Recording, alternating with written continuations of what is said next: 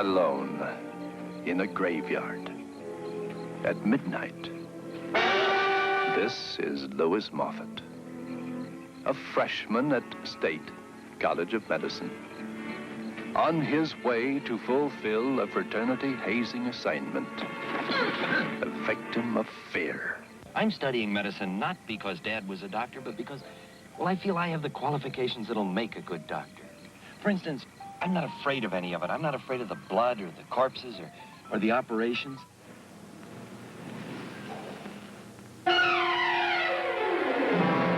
Mr. John Doe left this world with one possession on him, a gold ring. Here, displaying false courage to the amazement of his fellow students. Hey, why all the curiosity? Oh, I just wondered if Lou's assignment was as weird as mine. Weird? Yeah, I guess that is the word for it. Weird. We dare you to see the picture that Hollywood was afraid to exhibit. And the slithering hand came forth. Could life have endured therein?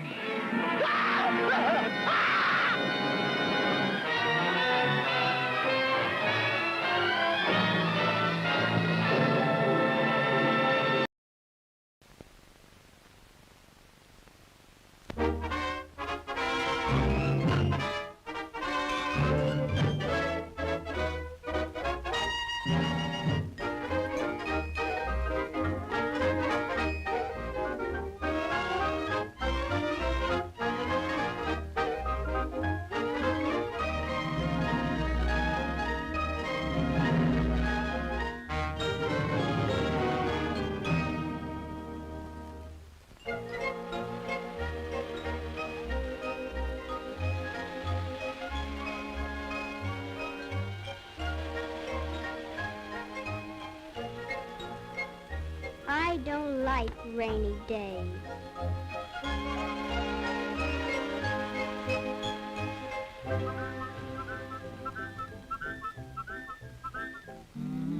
Poets love to chatter of the sun, and we do too. We agree it's nice to see a smiling sky of blue. When it's wet, the poets fret and sing a sad refrain. We can't see, though, how folks can be so blue when it rains. Hear the patter of the raindrops, hear them hit the window pane. It can rain and rain and rain, but we never will complain, for we love to hear the raindrops as they play a little tune.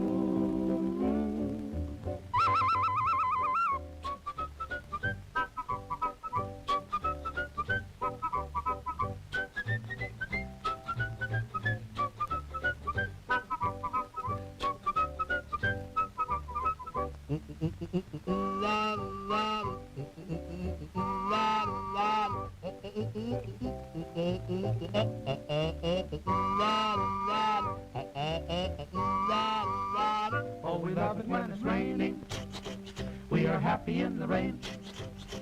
Though the sky is very gray, we are very, very gay, and we always feel like dancing to the rhythm of the rain.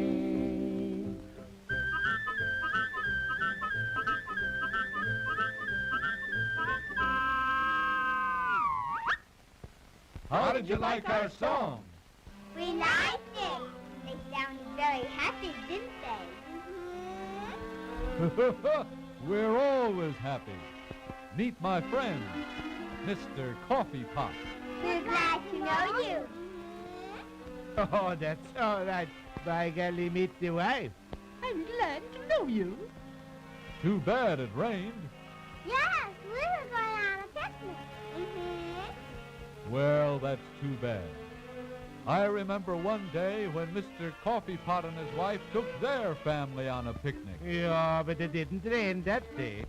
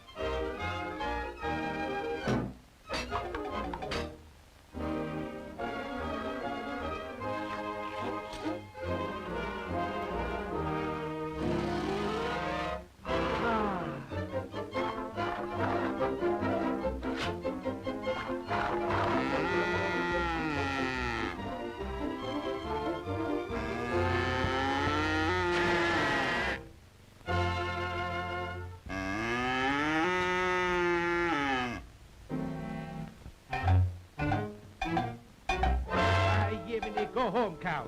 Go on home by your pen, Jiminy.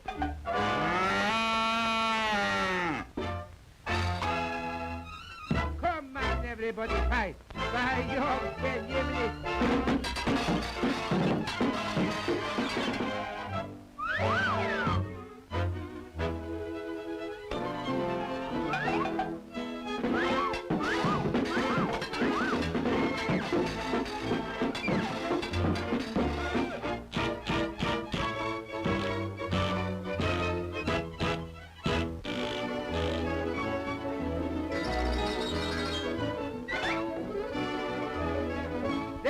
Aim, shoot!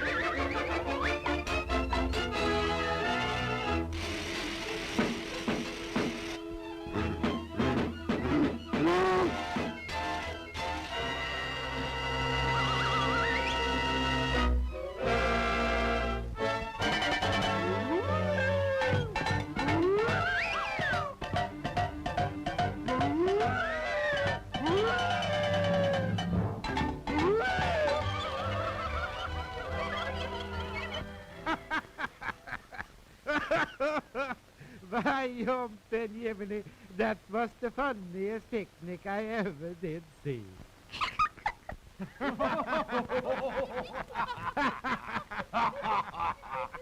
Oh, we love it when it's raining.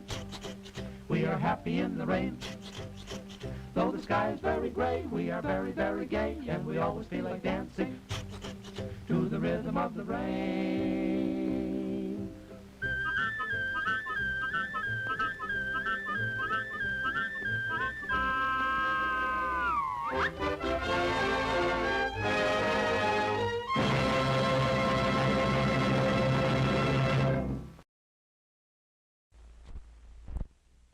Silent night, evil night.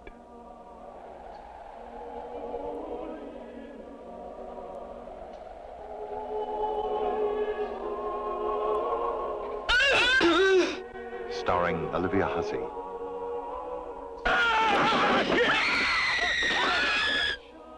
Keir Delay.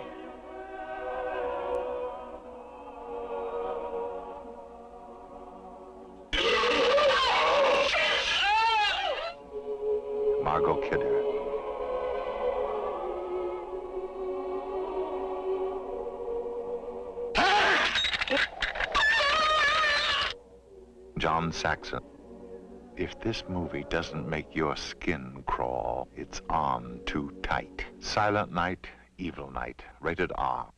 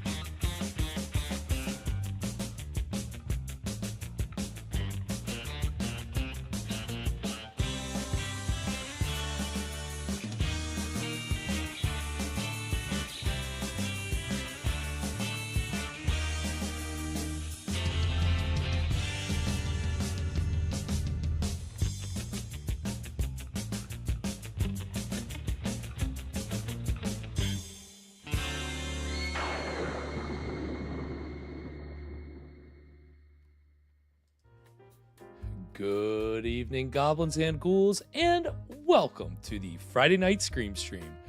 I'm your host, Spakenstein, joined as always by my very good friend, Mr. Evan Sink. Good evening, everyone. Welcome back. How are we doing tonight, Evan? I'm doing good. It feels like it's been a long time.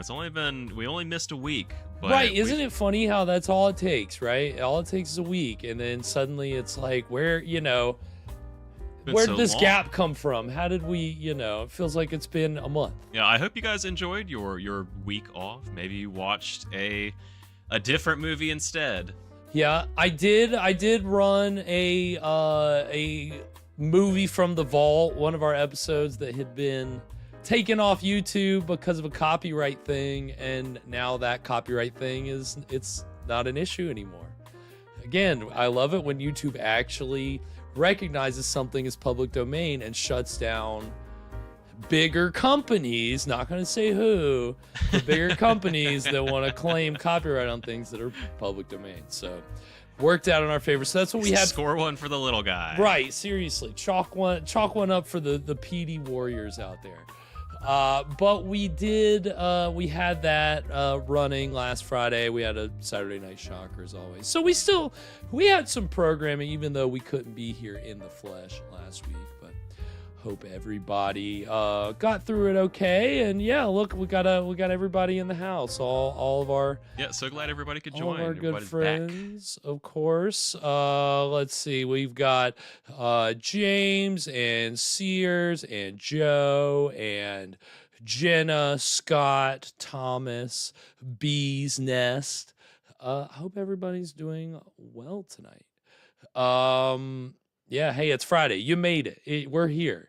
You can finally relax and enjoy some good old-fashioned public domain horror, because that's what that's what we do. So, yeah, I mean, I don't know. It's of course, we're actually getting to the end of our summer of schlock. We're getting ready to wrap it up. We're deep. It's almost over. It is. It's almost over. Hold on. There we go. Technical difficulties, classic. But yeah, summer is the end is upon us. It's approaching fast. So we wanted to, again, we want to do it big. We want these last three to be special. So, we're trying to keep up traditions here. The summer of schlock strikes back. That's what we've done. I think I've done a pretty good job. The previous films, kind of pairing up with what we saw last season, or last summer of schlock. And we've gotten to travel around a bit. We've hopped around a lot, right? It's been nice. It's been nice being abroad. So, we've enjoyed a lot of mad scientists. I feel like we've had a lot of mad scientists, and a few monsters along the way. And I guess last time, of course, can you remember 2 weeks back, right? I had to look at the list. I couldn't remember because it watch? feels like it's been forever ago when we watched Mad Monk. Guru the Mad Monk, that's right. And it was We went. Was that was period, right? Yes, it was a period Okay. piece shot in 1970 in Staten Island. We're not only all over the world, we're all over the timeline. Yeah, seriously, it's not. Who says that you need a multi-million-dollar budget to do a 15th century period piece? You certainly couldn't tell Andy. Those Billiken that. those aren't cars in the background. They're just wagons. Right. Yeah. Ignore those motor scooters. You know, don't pay any attention to those. Yeah. It was fun. It was short. Which, you know, I mean, again, you can appreciate filmmakers that get in and get out. Yeah. Who we don't have that tonight. But we are, again, we're traveling now. We're getting back to California, which I guess is where most of the things that we watch are shot. So I guess we're getting oh, that's right, Joe, the traffic noise. That was what was so crazy about Right. Guru the Mad Monk. How could I forget? That shit was great. It was hilarious. I really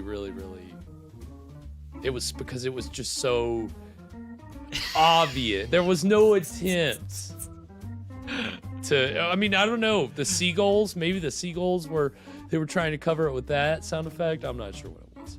But regardless, we're going all the way on the other side of the USA, going from coast to coast. Okay. And we're back in California for I don't know if we can call it college set. Let's say college. There's a college aspect to the plot, which this time last summer, Schlock, I don't know if you remember, we watched Ring of Terror, which that was the first trailer that we had in the pre-roll tonight. Yeah, and that was a pretty college movie. Right, yeah, with these 40-year-old college students. Right, yeah. With the having the bikini contest and the prank. And again, so sneak into the mausoleum. Right, sneak into the mausoleum. Steal the ring. Pulling pranks on your fraternity brothers, right? And then inadvertently leading to death. Womp womp. I mean, but that is there. We're gonna talk about it tonight. That's obviously a whole subgenre of horror unto itself. But we've got one of those films tonight. Of course, that is Sisters of Death, released in 1977 when it was made. That's a little more complicated, but it is a proto-slasher, I guess, if you want to call it that. I haven't seen it, but it's got some slasher elements. Again, sorority sisters are kind of haunted by a past event, and it involves Russian roulette and revenge and murder. So gotta love all that stuff. We I think, I don't know that we've had like a slasher killer kind of movie in a while. I don't know that that's what this is. Again, haven't seen it, but it should be fun. 70s movies. You gotta love a good 70s movie. We've been pretty deep in. I feel like we've had more 70s movies this season. You're right, and we will continue to. There's actually a fair amount, more than you would expect, that are actually public domain. 70s movies are such a vibe. I was so before the show, I was telling Garrett that what I did last week while we were off was, if anybody remembers one of the trailers we saw for the Ken Russell film. Yes. The Devils from '71. I watched that last week, and that film is nuts. Have any of y'all seen The Devils? I know we were talking about it 2 weeks ago when we were here, because we did have a little trailer for it. We were talking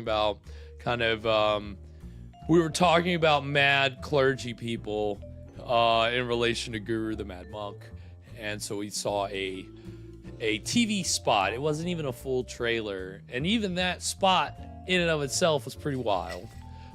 So yeah, we talked about it then, and Evan was like, oh, I think I'm gonna go check that out. And I did it. And he did. I actually did it.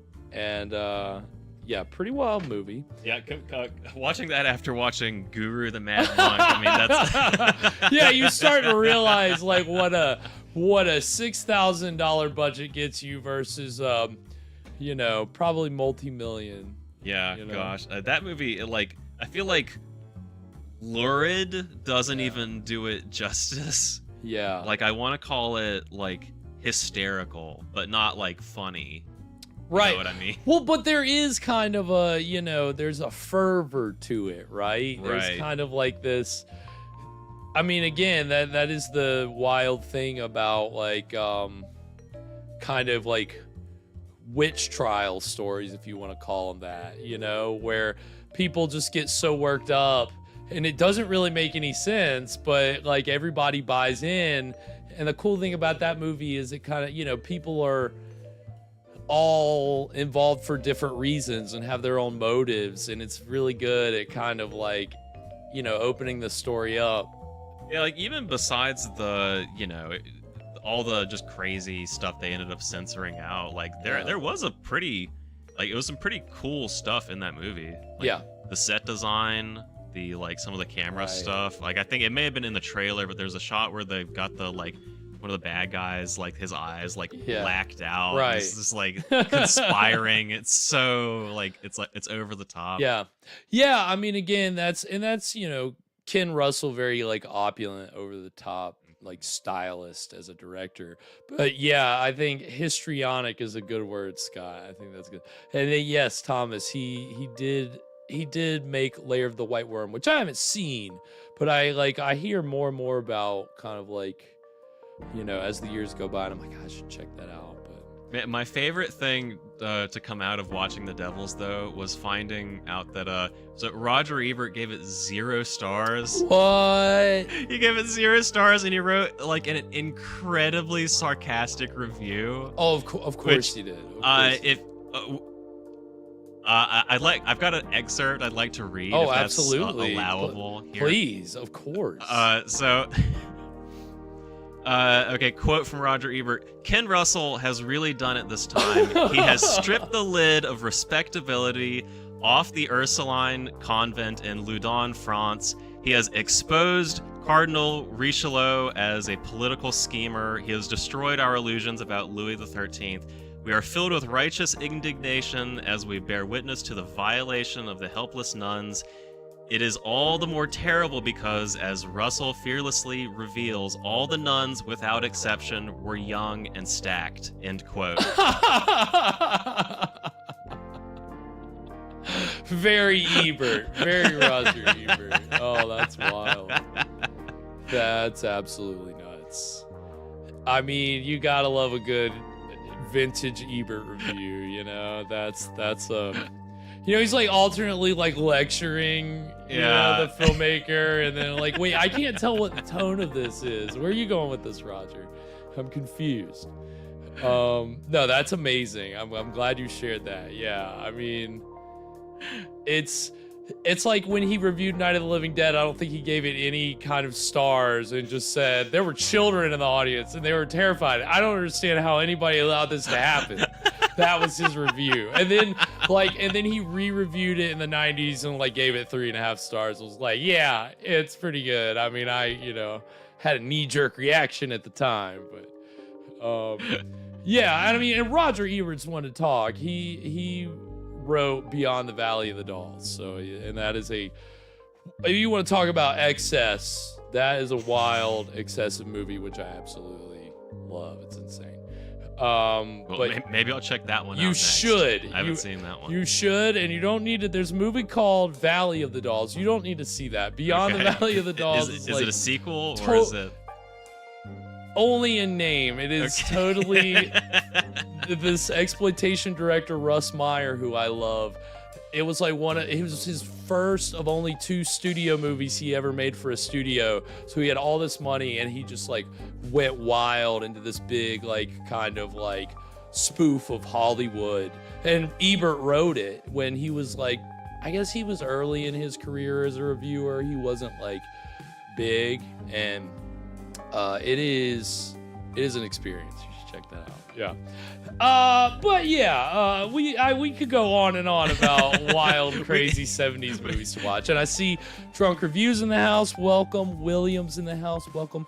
Hope y'all are doing well this evening. Welcome, friends. Yeah, no, we all, got a good crew in here all the time. So we appreciate everybody being here. And again, of course, it wouldn't be the summer of Schlock. We wouldn't be here enjoying Sisters of Death without a delicious cocktail to go with it. So Evan, what time is it? I believe it is Schlocktail hour. So, I've been doing some reflecting this week, or I guess over the past 2 weeks. We're getting kind of close to the end of the summer, and I feel like I might have more recipes than we have movies left. Right. So I've been having to try to really think, okay, what do I actually want to do? Because historically, Schlocktail Hour has been kind of my excuse to just force Garrett to drink gross things.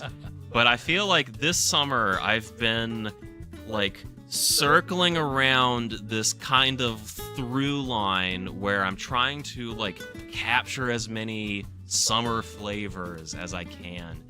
And I was reminded this week of just randomly how much I love salted caramel. And there's something about it. I think it's just the salt, but it reminds me of the beach. It kind of puts me on the beach.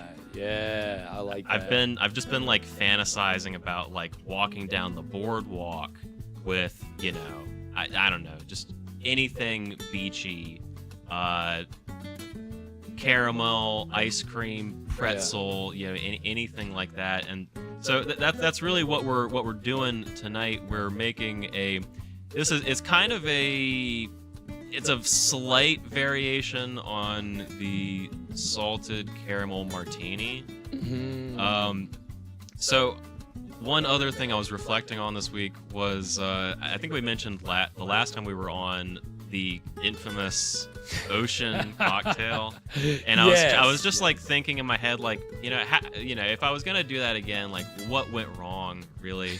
And I really think it's just it comes down to the salt on the rim. It's so I feel like it's so easy to overdo that with the salt. But several weeks ago at this point, we tried something, or I found a recipe that I feel like kind of solves that issue. I don't know if you remember, but we had a couple cocktails where we just added saline, just salt water directly into the mix. And to me, I feel like that's a better way to do the salt thing. I don't know if it's this is probably not a hot take. I have no idea. But if I was gonna make a margarita, I wouldn't put the salt on the rim. I would just add a little saline to the drink. Oh, okay. Yeah, that way it's not too overpowering, right? Yeah. Well, that way you're always getting the same amount of salt if it's nice and really mixed up. Yeah. Yeah. You're not going to get one big mouthful of salt at some point. Right. Yeah, no, that was definitely, and it's funny because I did go back and watch the short that I made of that when we drank that cocktail. I watched it this week and it was cracking up at it. But you could probably see in there on video how much the glasses were probably salt encrusted. Maybe not. I'm not sure. I can't remember off the top of my head. Who knows? But who knows? Anyway, what we're mixing up right here is what I'm calling the Boardwalker. This is butterscotch schnapps, vanilla vodka, Irish cream, and just a few drops of a 4-to-1 saline solution. And we're going to rim our glasses with caramel and pair with I thought we would just go all out. We're gonna pair this cocktail with a nice hot, soft pretzel. Ooh, you know I love a good snack along with the cocktail, man. You know I live for that. I mean, that's, you know, I'm glad that you do that sparingly. I think even though the other week I was like, man, you know, we should just always have something to eat with our drink. It's so tempting, right? I think it's almost like a special occasion kind of thing. Right, that's what I was gonna say. It's good. It's good if you're saving it for like, yeah, special times. Ooh. Whoa. My goodness. It's, oh. Thank you, sir. Can I? Oh, man. I was like... Did you have enough hands? I was going to see if it would sit on the glass, but unfortunately it's a little too small to rest on it. That'd be great if it could, though. It's like... Is this a dunking thing? I don't know. I don't know. Anyway, everybody, this is the Boardwalker. Welcome back and cheers. Cheers.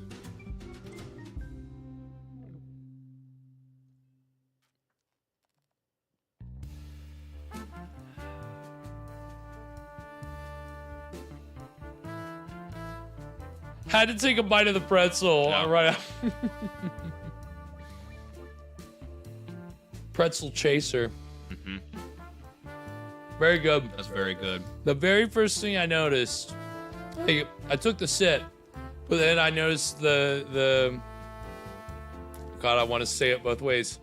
The caramel around the glass, you know, and that was the first thing because it was just on my lips. Yeah. So it was like, tasted that.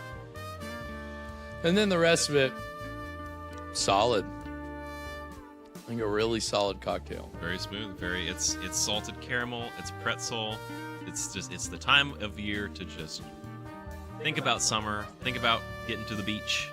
Right. Yeah. It definitely makes me It makes me yearn for the beach, for the boardwalk. So you did your job, Evan. You spot on again as usual.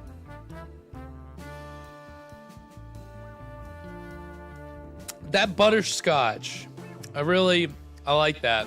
I love a butterscotch. When I saw that was in the recipe, I was like, yeah, that's gonna really, it's gonna go well with the, you know, the salt and the, you know, the saline. I don't know, there's something about it. I was like, okay, yeah, I see all this pairing well, and it does.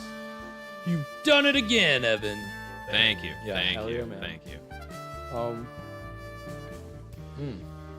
So Scott, these are actually are gold-rimmed glasses, but yeah, no, don't let him fool you.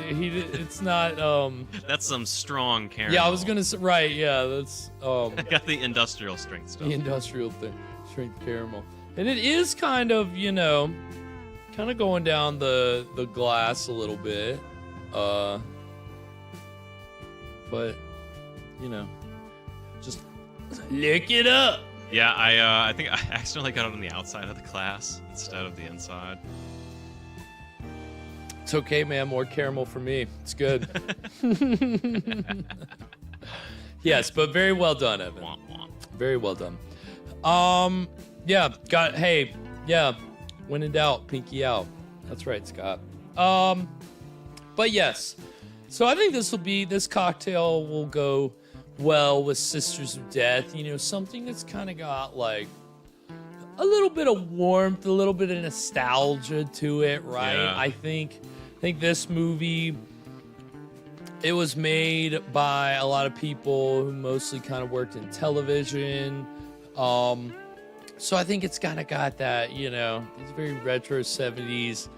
Kind of a little made-for-TV movie vibe here, which again, so one of the stars of this is 1970 Playboy Playmate of the Year, Claudia Jennings, but despite that and the fact that she made many films that were exploitation films, there's little to no nudity as far as I'm aware of in tonight's film. There's no, you know, it's not a sexploitation. It's apparently a very PG thriller. Big change from the Devils. Right, yeah, right. Big change from Guru. I mean, Ugh. Guru was definitely not It had its moments. PG, yeah. Which very fast moments. You know, it didn't linger at all. Very ephemeral, violent moments. Right, yeah, that's a good way to put it. Yeah, so I mean, again, this is you know, pretty tame. So, but we'll see. I mean, I think it'll be fun. You know, again, getting to you know, relive the glory days of college with these Sisters of Death. Sisters of Death. Hell yeah. Anything else before we get into it tonight, Evan? You know, whenever I saw Sisters of Death, I thought this was gonna be another like crazy convent movie. Some nunsploitation, which I think the Devils has been classified under nunsploitation a little bit, which is a subgenre unto itself. Yes, unfortunately, this is not that kind of sisters, but we're not gonna get a hot hunchback nun. Not tonight. Not tonight. Watch the Devils again. Without further ado, we're going to go ahead and get into the exciting beginning of Sisters of Death right now.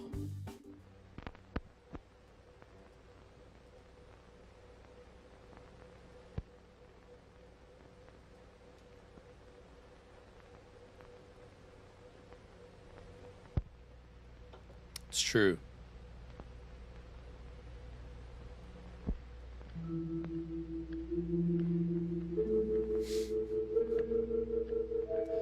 So do you know about guns, right?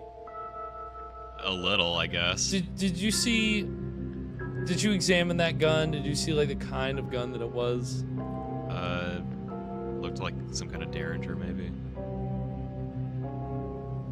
I want you to just keep that in your head. Okay.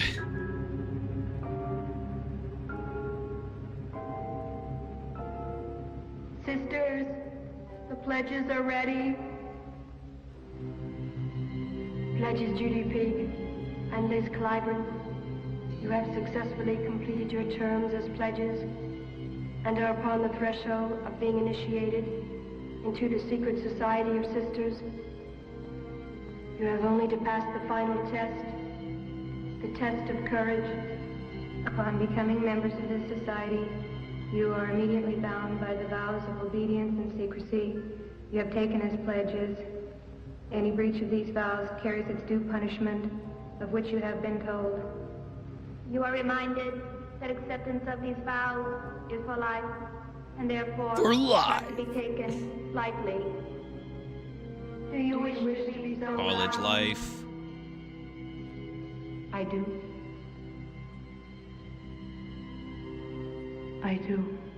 Sister Initiator, proceed with the final test. Talking like robots. Welcome to Robot Sorority.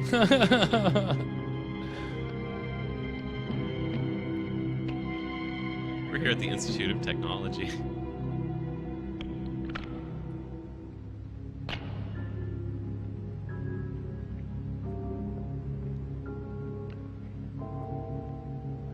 Jesus.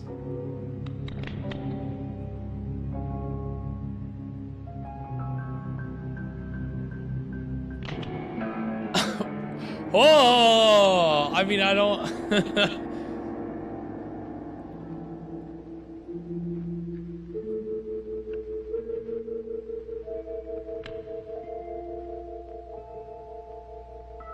Yeah, so that's the whole thing. How can you play Russian roulette here? Like, yeah, what just there's happened? only 1 of 2 chambers the bullets going in. You kind of know. It signifies your initiation into the sisters.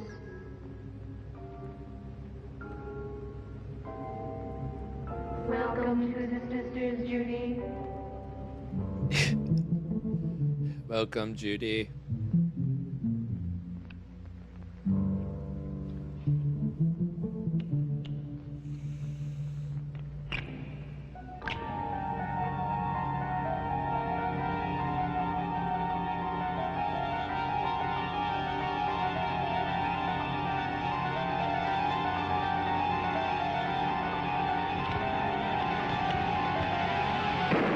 Ah!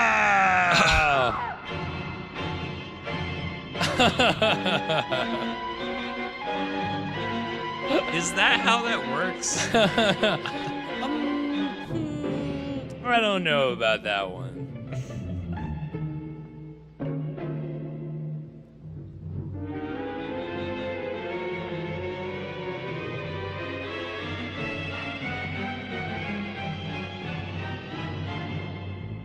I didn't think that was gonna happen. I mean, again, with the Derringer, it's kind of...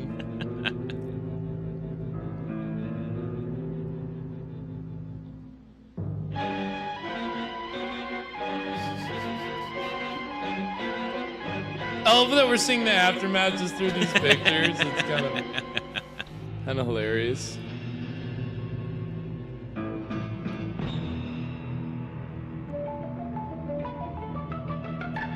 Yep, Sears. Now we just need somebody to say it. If somebody can say the title, then the whole movie will have been worth it. We've got to put a stop to these Sisters of Death.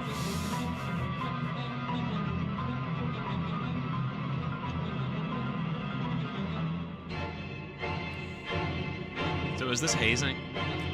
Yep, this is hazing. Okay, seems pretty bad. Yep, when hazing goes wrong, it's how most of these collegiate horror films go.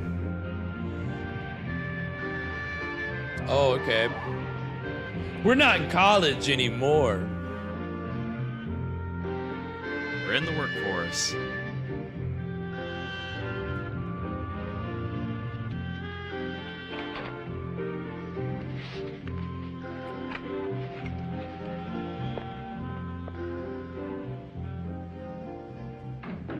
Oh, look at that. Look at that 70s house. Gotta love it. 70s haircut, 70s walls, 70s couch. Yeah, God, that wood paneling. Have to put a stop to those nasty rumors. Well, the only way to do that is to get him to marry me. Good luck.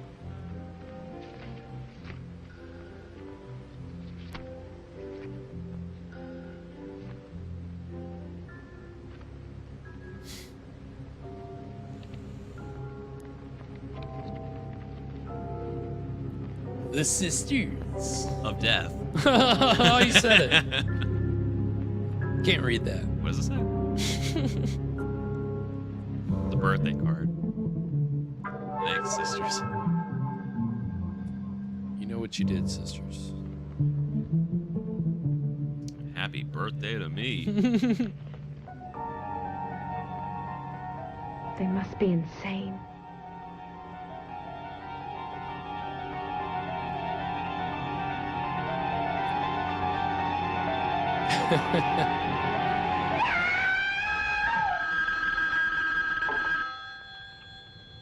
She's got PTSD. I mean, rightly so. Yes? Sylvia Woodworth, please. Do you have a wife? Yeah, I'll bet. Sorry. Yes, this is Miss Woodworth. Sylvia, this is Judy Peak. Got a dog in the studio. This is a surprise. Oh, is it? Yes, I got your invitation yesterday. Very clever, Judy. But it must have cost you a fortune. You think I sent those out? Oh, now, Judy, come on. I love games, and I think the reunion idea is great. But even if it wasn't your idea, you still got to be involved. I don't know anyone else in our little clique with that kind of money. The only question I have is, why Paso Robles? Sylvia, listen. I did not send out those invitations. I have had nothing to do with this. Do you understand? Hey, you're really upset. What's the matter? What's the matter? Sylvia, look, I can't talk about it over the telephone. Do you think you could come to my place? The sisters have tapped the phones. Well, yes. But, I'm living at the Sweetser Plaza, Suite 105. Do you think you can make it about 8 o'clock? All right. Thanks, Sylvia.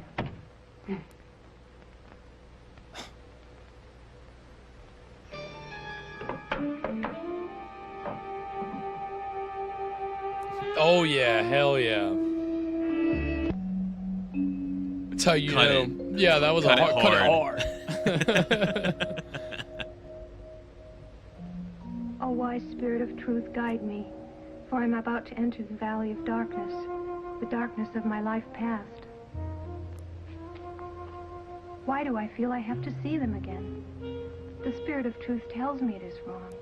If I go, I'll bring death. And yet I feel another truth telling me I should go and join them. Penny, there is no true anywhere. The true is nowhere to be seen. You think that you have seen the true, then your seeing is not a true one.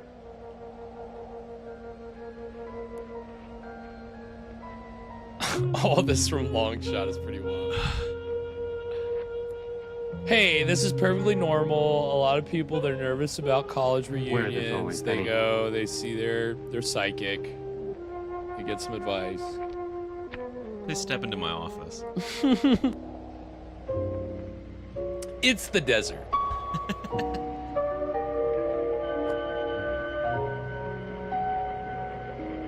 Well, she knows how to get a ride, I guess.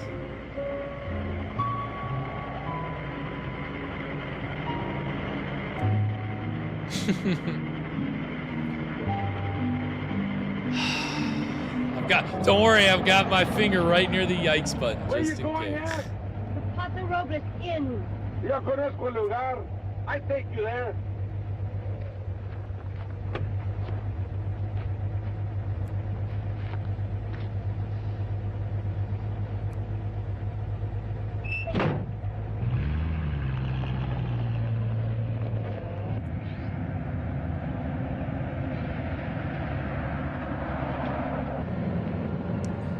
Freddie Miranda, welcome. Name? Diane Holcomb. Oh, Diana. Muy bonito nombre. ¿Quiere música? Música? Sí, música. Music. Oh, yeah.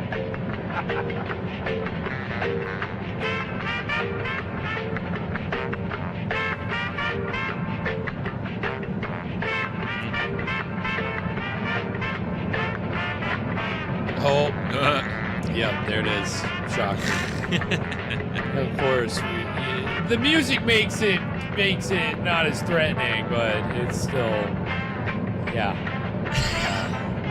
Should just keep it on the whole scene, probably.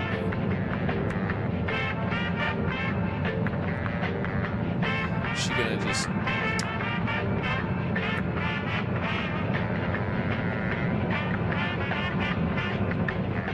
She gonna hop out? Where's she go? A book?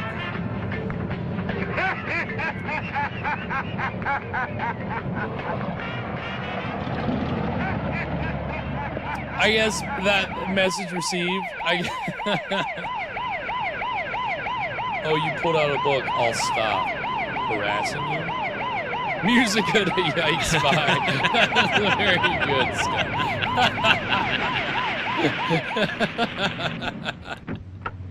That's amazing.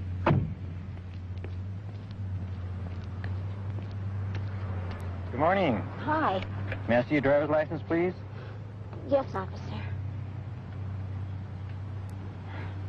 How we're just following all the sisters on their journey after this invitation. How do you pronounce your last name? Tomalillo. It's Italian. I like her hat. It says it's 4th of July somewhere. Certainly were, ma'am. I clocked you at 80 miles an hour. Well, look, officer. Sir, please. You know, I've just got to get to Paso Robles by noon. I've been driving all night, and I haven't stopped for any meals or anything. This will only take a few minutes. Boo! Well, if you really want to know, I'm starved. to a ladies' room. All right, fast. Douche. Look, I'm sorry. I'm really sorry. I didn't mean to speed. Please, officer, you've got to believe me.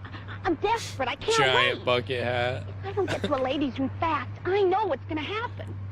Young lady, that's the oldest story on the road. I've heard it twice today. Officer, I am not kidding. Now, if you won't let me get to a ladies' room, would you mind directing me to the nearest bush? I'm ready to burst. All right, all right. I'll let you go this time. You'll find a gas station down the road a few miles. Oh, you big sweetheart. You know, I always knew there wasn't any truth to that police brutality stuff. Oh, no. I don't know about that. Oh, boy.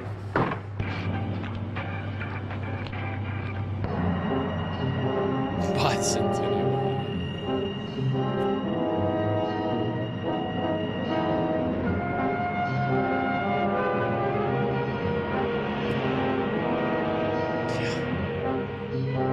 Paso Robles.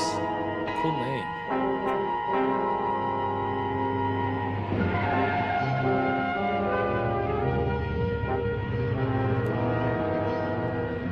What does that mean? Does anybody know Spanish? Paso Robles. Yeah, if we've got any translators out there.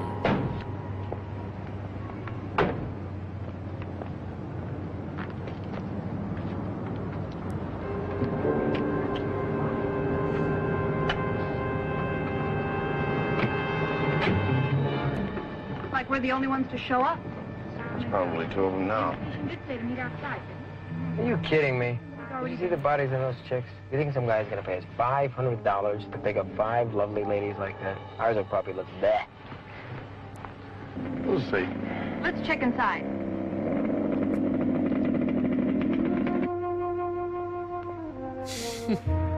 Okay, don't know what Starsky and Hutch were doing, you know, snooping on our sorority girls.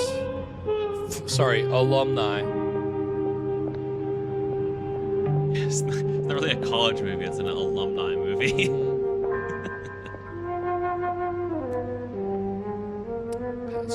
What time is it?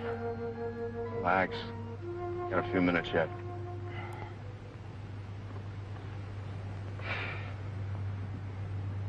Mark, don't you think something's weird about this whole thing? Joey, we got $250. We pick up 5 chicks and bring them to somebody's house. We pick up $250 more. That's all. Some guy we never met. Or somebody. What's the matter with you? Huh? What about Acapulco, Vegas, Miami? We get those jobs out of the want ads? No, but I just feel a little weird about this whole thing. I'll bet you that's number 3. You seen any oaks? Is that an oak tree?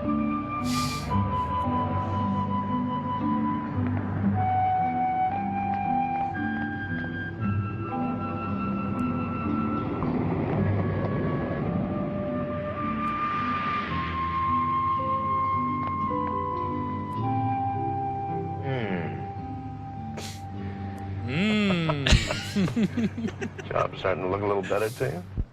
That's nice. Penny! Diane, hi! Boy, am I glad to see us. Well, it's about time. Are the other girls coming? Hey, Penny and Diane. Hi. Hi! Hey. Hello, you two. $50 per kid. On the go. How much money is that? Goodness sakes, how are you? Back in those days, $50 is probably more like $200. That still seems low. Kidnap somebody.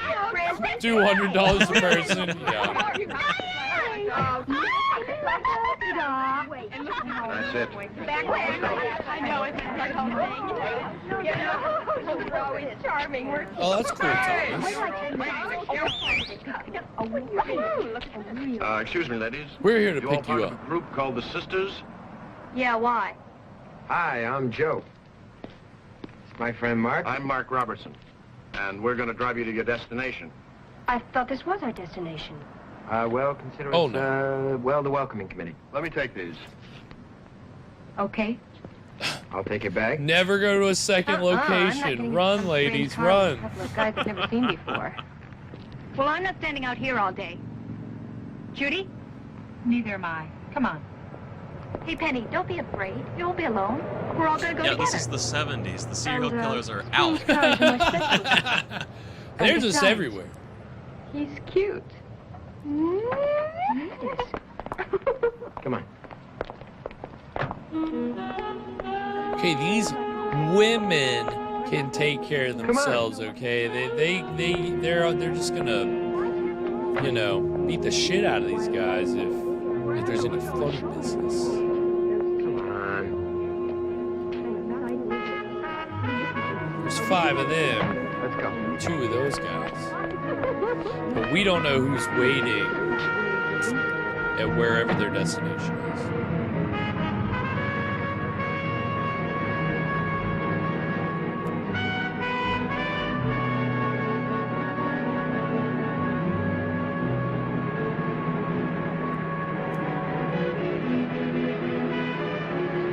Tell me what happened, Sylvia. I'm zooming down the road. I'm doing pretty good, you know, my little car. I find you in a magazine or Going billboard. real hard.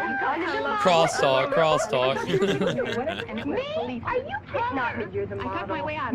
You're the world traveler. Cut off the world traveler. Right. I mean, so there's 7 people in this I know club. I had to. If I got one more ticket, I'd be ruined. By the way, have you seen Yeah, really. And you've got to wait for the Station picture. wagon, right? you and the governor's son? Not bad. So really good idea. Kind of, for sure.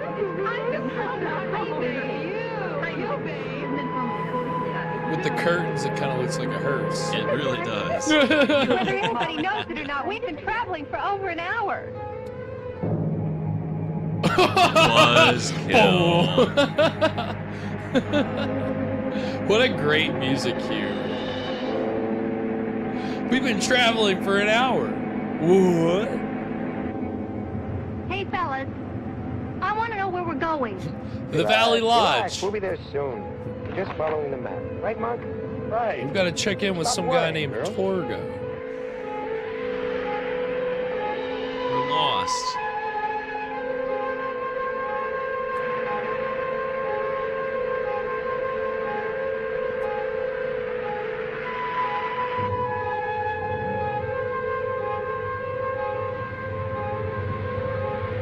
This is it, ladies.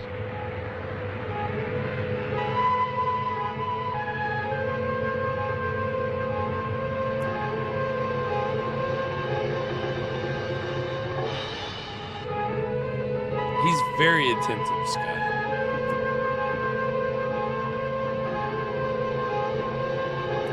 Is this Waco? Oh, hey, it's got a pool. Hey. Okay. Party house. Oh.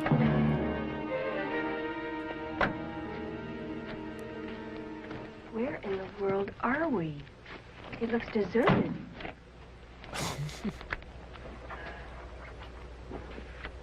These are your instructions.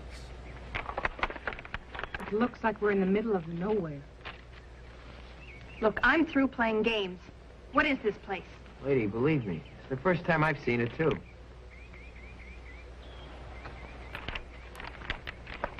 Well, ladies, I guess this is about as far as we go. I mean, Joey and me. What is going on? Hey, hold it. Maybe this will explain it.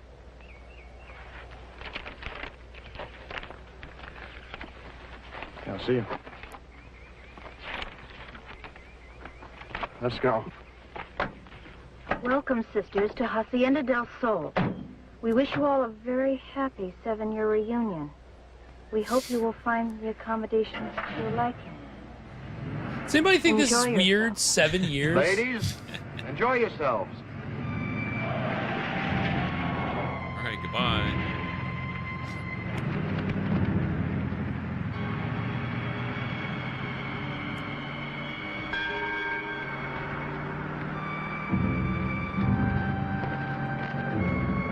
Casa de la Sol. De Lasso?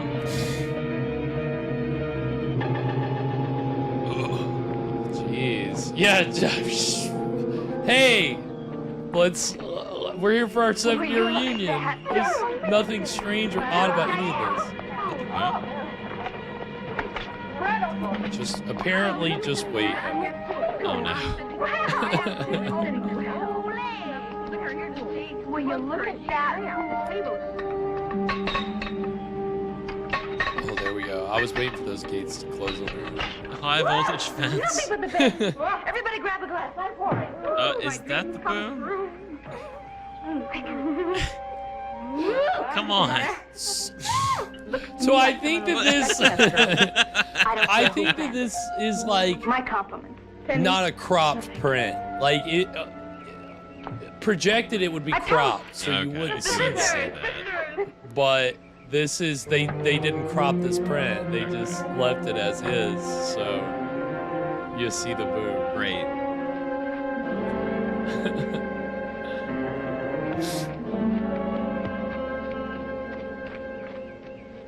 No. No, there's a party going on.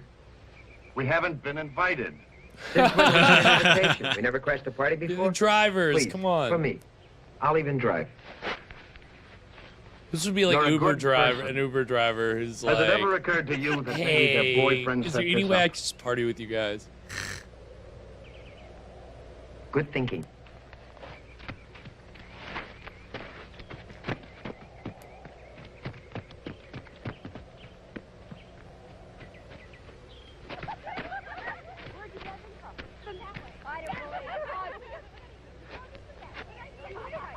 Joe. What? Okay. Okay. But if one person says one thing, we split. Yeah. Yeah. Yeah. Charlie. Stop.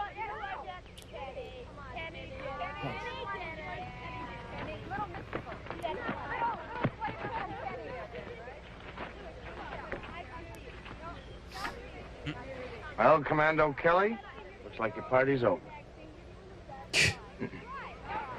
Joey! I'm just gonna hop the fence. Charlie, stop. Hush. Hush. See this? Stop. Mm-hmm. Hush. And this? Mm-hmm. Nothing, right? But I don't trust light bulbs.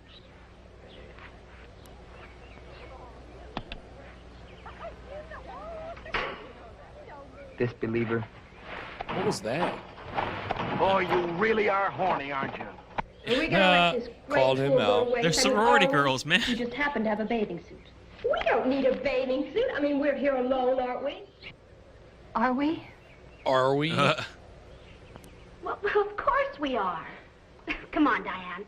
I am just dying to see the inside of this place. Maybe we could find something to wear. Terrific. Judy? Sure. Why not? I think I'll swim in this a little while longer. Come on. Come on, Penny. Don't tell me we're gonna have this pool here and nobody's gonna go swimming. Come on now.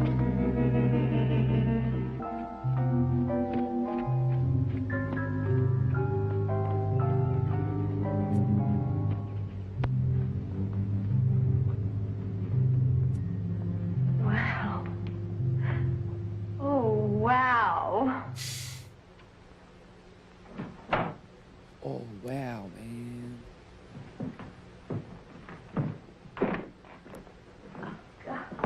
Look at this.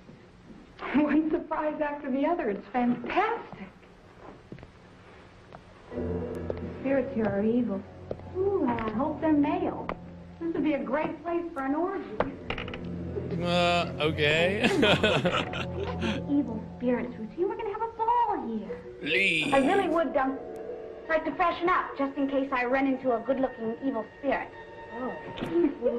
Hey, listen, Judy, why don't you check over on that side, and you can have the upstairs. And Penny and I'll look over here. Come on. Come on, Penny.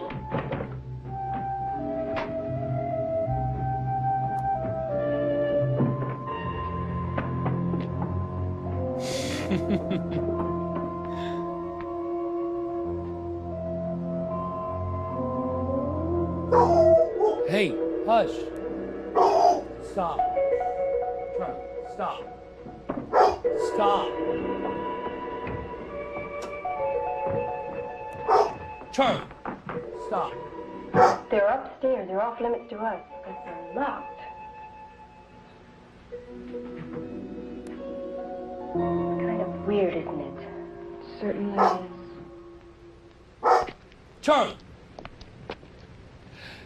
That is gonna take us to our first break. So we're a third of the way through Sisters of Death. What are we thinking so far, Evan? It's kind of a crazy plot so far. Maybe it's just these two driver characters. Right. Like, what are they? Why are they still? What's like? What's the point of hiring these two guys? And of course they're hanging around, right? Mm-hmm. Like, let's get in on the party. We hired the two sleaziest men we could find. Mm-hmm. He really did. He really did. But I mean, look at both of them. The sunglasses they're wearing. That's all you have to see to know these guys are up to no good. Right. The sunglasses and the turtleneck. Right. Yeah. Bad combo. Bad. Not a good look. And yeah, you got the one guy who looks like Jim Jones. I guess maybe pre-drugs. He's in decent shape. You know, he's not all bloated. That version of Jim Jones, but the sunglasses, you know. I mean, but yeah, kind of a weird. I mean, it's a fun kind of plot contrivance for a slasher, right? Yeah. Like, and so they that's get them to this location and they can't get out. right. Yeah, they've been hired to bring them there by some unknown person. You know, 7 year or however many years that. Yeah, 7 years after a tragedy. Yeah. Right. That is very like kind of plot of a slasher. Is that what we're gonna get when we come back? Our body's gonna start dropping. I hope so. We'll see. It's definitely, you know, again, this is like, you know, that would be the plan, right? Hey, sorry, my dog going crazy. Ladies and gentlemen, Charlie the dog. Charlie the dog, making his voice heard tonight. Stop, no more. He's gonna get no. He's a good boy. He's a good boy. He really is. But yes, this is how kind of these movies usually go, but we'll see, because this literally is like very early before these tropes kind of became a thing. Like, because this was, we talked about it earlier, released in 1977. It was actually shot in 1972. So it, like a lot of the other movies we've had this season, it sat on the shelf for like a few years before somebody finally said, okay, we need another movie to put out. Let's put this out. So it's kind of weird though, because again, even when this was released, 77 was before kind of the slasher boom really started. We'll talk more about that later, but Okay. I had a question, but I'll save it. yeah, we're gonna get more into like the slashers and kind of the sorority subgenre of slashers for the second break. We could get into it now, and I could switch my breaks around if you want, to keep it fresh on your mind. I mean, James says, "Let Charlie speak." Yeah, let him speak. Let his voice be heard. Yeah, he has a lot to say. Believe. I mean, you've heard him tonight. I mean, clearly, yeah. He's tired of being. He will be silent no longer. Okay, he's got to be heard. But yeah, again, these tropes are kind of, everything's being planted, but we'll see how it turns out. But shot in 1972, a lot of the people involved were involved in TV in some way. Before this, the director of tonight's film, Joe Mazzucca, this is his only feature film that he directed. He did a TV movie, and some script supervising for feature films and television. And that was kind of how he broke in. He was a script supervisor for the TV show The Big Valley, and then directed 5 episodes of that. did some other script supervising for movies and TV. Did a TV movie, I think the year before they shot this. And that was called A Man for Hanging. And it was kind of like a rape and revenge Western. It was a TV movie. I don't know how that subject matter played on TV, but apparently it did. And that was it. That was he did that, and then this right after, and those were the only movies that he directed. But weirdly enough, got into animation, and was like an executive in charge of production for a lot of animated TV shows in the 80s and 90s, including He-Man, She-Ra, like really? all those. Yeah, what? The What a Cartoon Show from Cartoon, like 16 episodes of Dexter's Lab. Like, yeah, he's got some animation, like usually executive in charge of production type of credits. Yeah. So it's kind of a weird, right? Kind of a weird small switch. world. You script supervise, you make a few, like 2 movies, and then, hey, I just want to be in cartoons. I just want to supervise that. That's what I want. Hey, to each his own. It worked for Joe Mazzucca. And then, again, Judy, who is...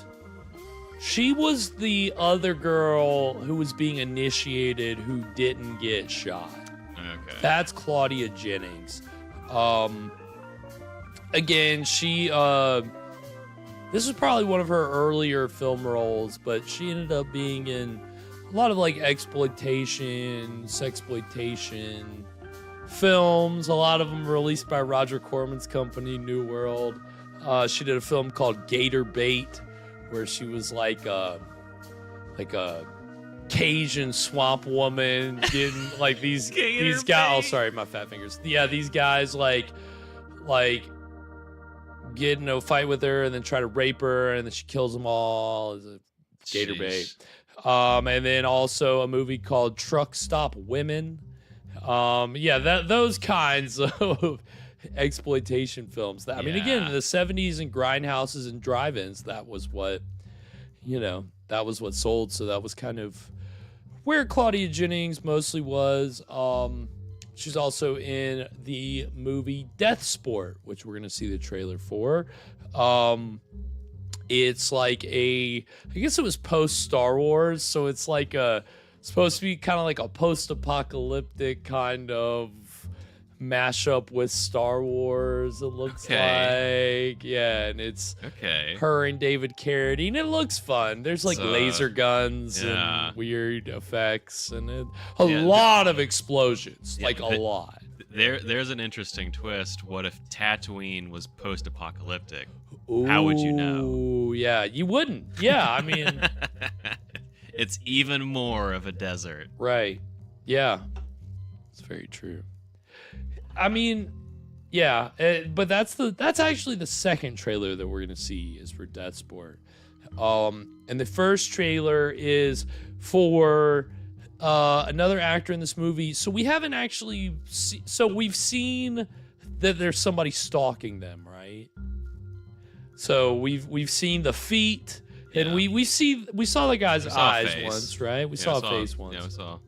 So that's actor Arthur Franz, who actually was an established Hollywood character actor throughout like the 50s and 60s. And he's kind of the biggest name in this movie.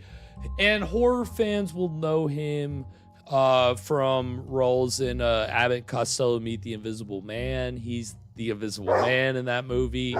Charlie, you gotta stop. Charlie, stop. Hey, stop. I appreciate you speaking, but you can stop now. I'm talking, Charlie. Welcome to the Charlie Show. Yeah, it's the Charlie Show tonight. Everybody, we're just gonna have to deal with it. Dog stream. He's such a diva. He's He's such a Tony Clifton. He's just outrageous. But no, so he was in that. He was in the original Invaders from Mars, and Arthur Franz was also in Monster on the Campus, which is the first trailer that we're going to see. And Monster on the Campus is a very ridiculous Universal horror film.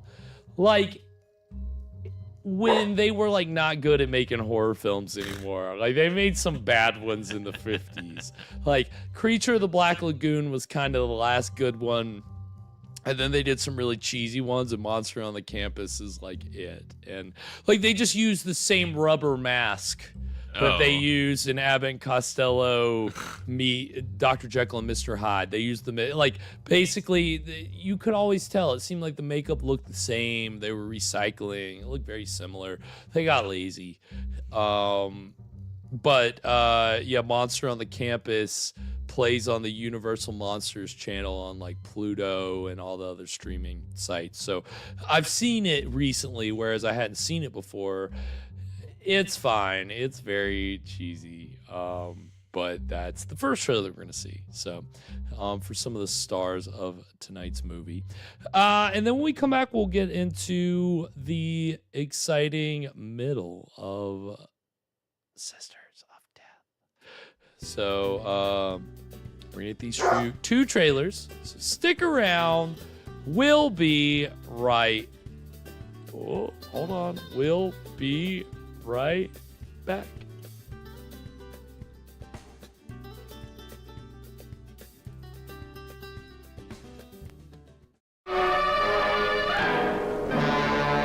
I say that if you were injected with this, you'd revert to a primitive anthropoid, physically as well as mentally.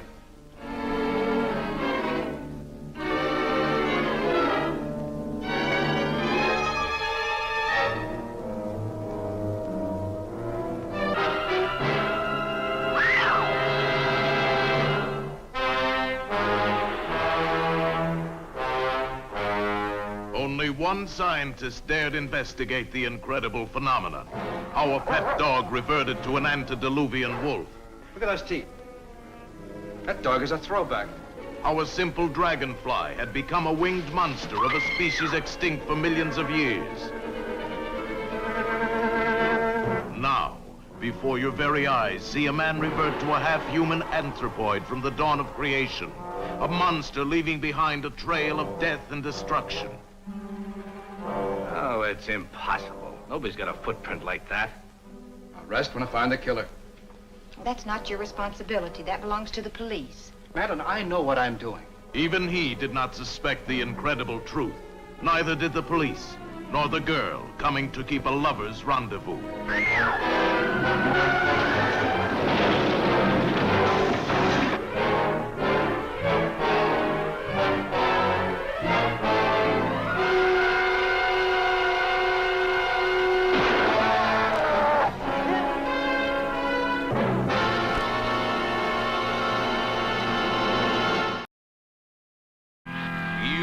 Condemned to death sport.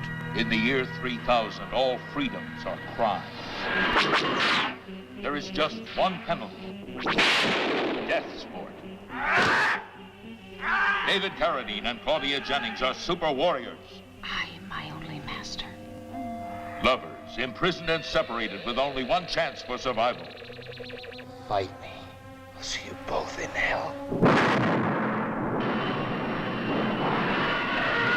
It's a future war on wheels fought astride high-powered death machines with blasters and laser guns. I can survive your death sport. There are no Olympic Games, World Series, or Super Bowls. There is only death sport. David Carradine conquers the death sport.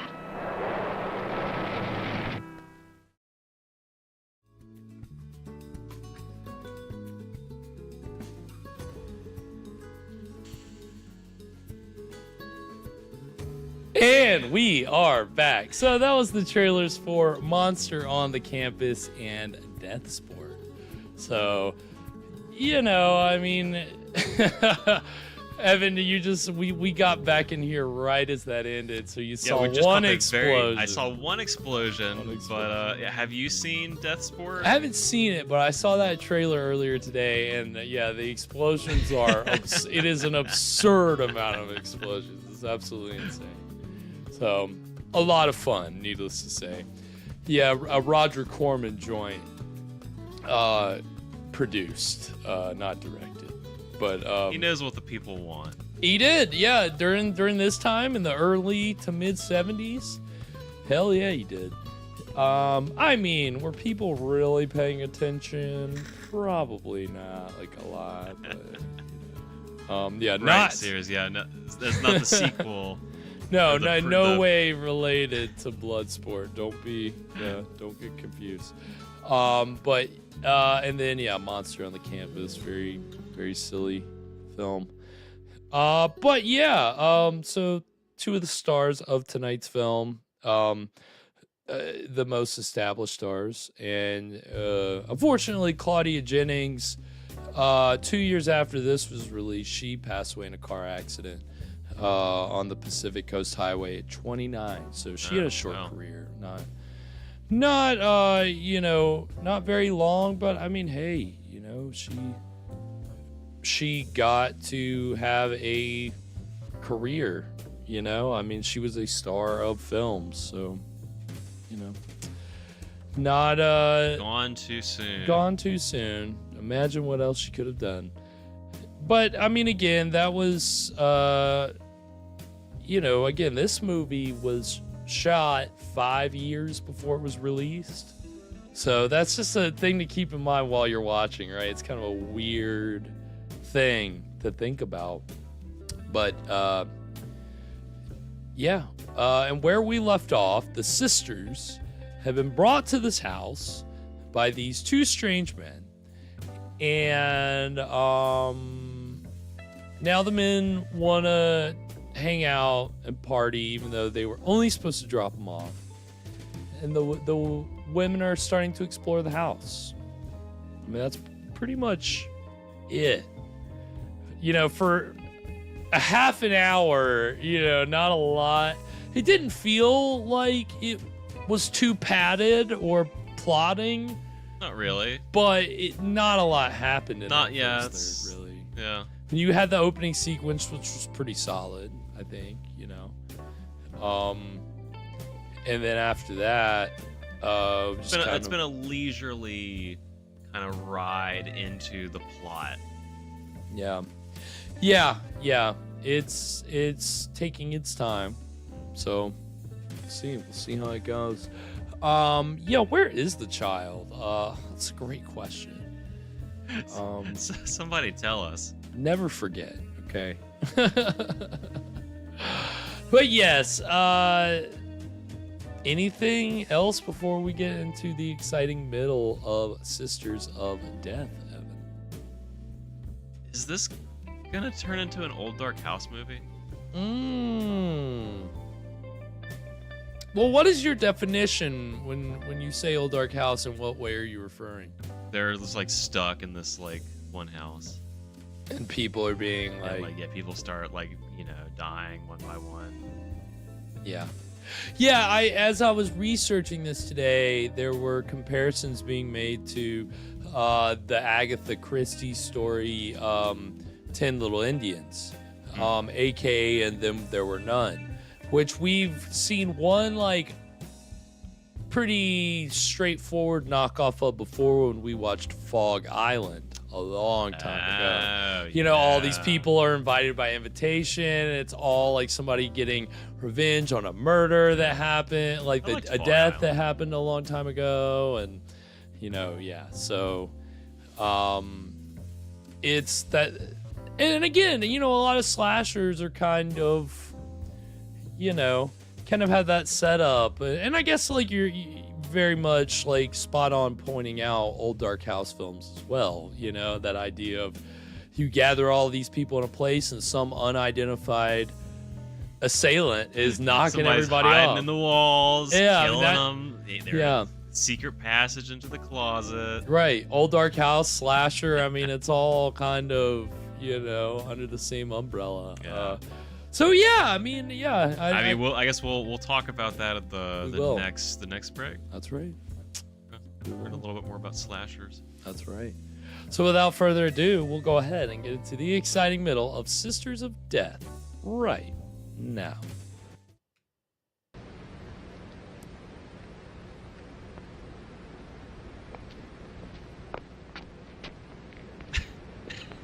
Hey. Well, go up and talk to her. I can't. I'm too nervous. Hey, Judy, Diane, come on, we found them. You weren't going to believe this. Separate bedrooms with our names on each door and a bathing suit for each of us. Each of us. No way. Wow, we don't have to share a bathing suit. I hate sharing. Come on, Teddy.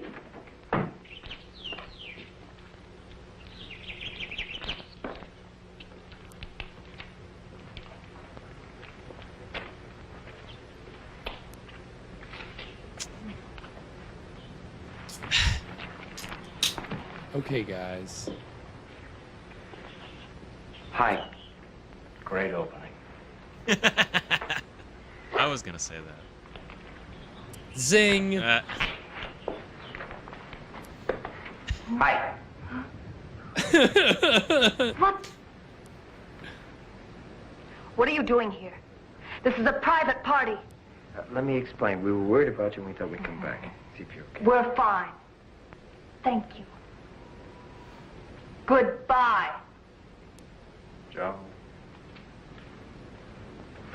When you think about the cropping, it makes it a little more acceptable, but it's still just funny. Just like one a thing. little I mean, you know, we surreal get to see. You're right. Like, One. how much are they cropping out of that scene? Just one.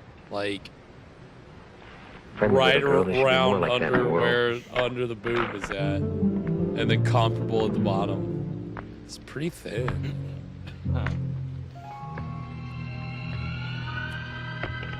That carpet. Yeah, sheesh. So are we on Fog Island? Yeah. Is the basement gonna flood at the end of it? Good. Well, we're in a desert, so you know maybe it'll like flood with like sand. Oh. Be fun. Sand pit.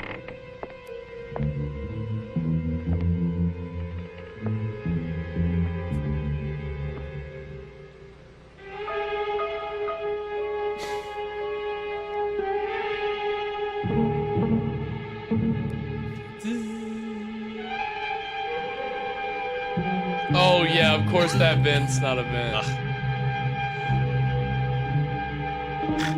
He's in the vents. He's in the vents. Die Hard. Scandalous.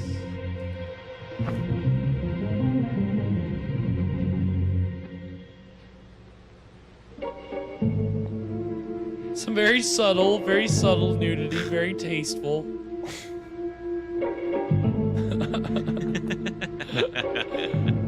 The shades are doing a lot of the work, a lot of the heavy lifting. This is really a big, big place, isn't it?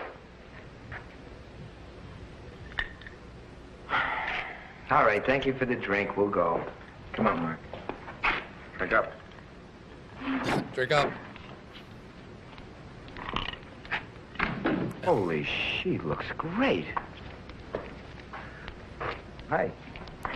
Hi. Hey, hi. You're Judy, right? Okay. What? Cool.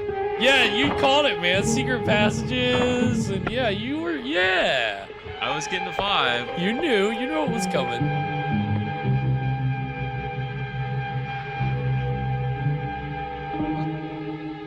Okay, now we're in the pool, finally. Okay. It's the summer. Broke the ice.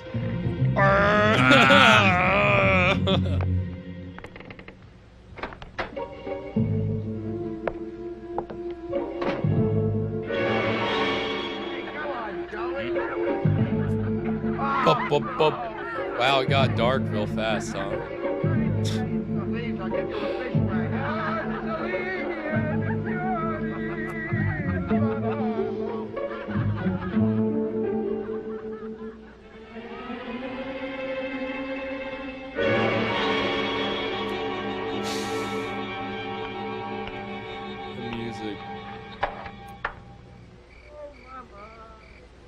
Sweet Kubakala. Oh, Mama, be shook. You know those words? Mm-hmm. You want to sing with me? Mm-mm. You're a lot of fun to go out with. Plastered. I like going out with you. I always feel alone. Where is everybody? It's supposed to be a party. Hey, anybody home? Hey! Anybody home? Where's the party? Hey! You're sleeping, bro. Got to be quiet. Why? Because You'll wake up Mark. He's sleeping. if you don't be quiet, Sylvia's going to call for the cops. The cops? Yeah. Thought we were having a party. Well, the party's over. Now, look, you take these blankets. Oh, but this is pretty evident that you're too drunk to drive. Too drunk to...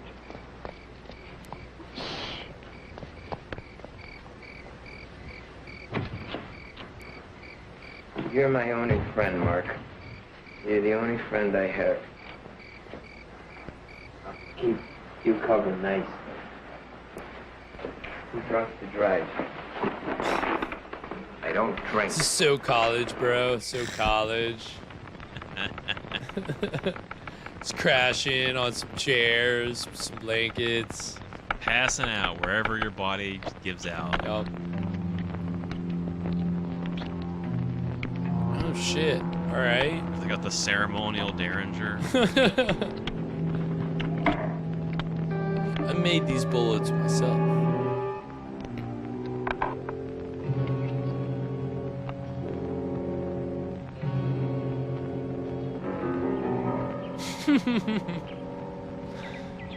I love the music cues in this.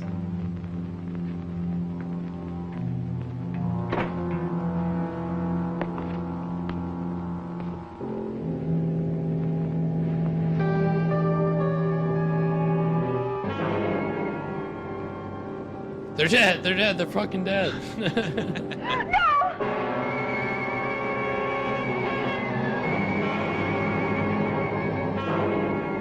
Oh, I love that bed frame. Seashell bed frame. Headboard, I guess, sorry, headboard.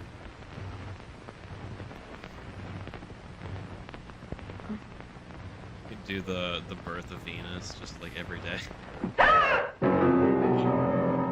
I've had enough of this. Now, fun is fun. But this is not funny. Now, you all say you found the same thing in your rooms. But one of you, or two of you, or three of you, or maybe even four of you, knew you were going to find it. Now, damn it, who is it? You're in trouble. All right. If that's the way you're going to be, to hell with your reunion. I don't know whose dumb idea it was for a 7-year reunion. You're not leaving. Not yet. Good point. Clamshell. Thank you. Sylvia. Judy. Diane. Francie. Penny. Damn, he's Welcome just to my home. stepped out. I'm so happy you all decided Welcome, to come. Tom. 7 years is a long time. You've all grown lovelier. And I've just grown a great deal older. But surely you haven't forgotten my daughter. We haven't, and don't call us Shirley.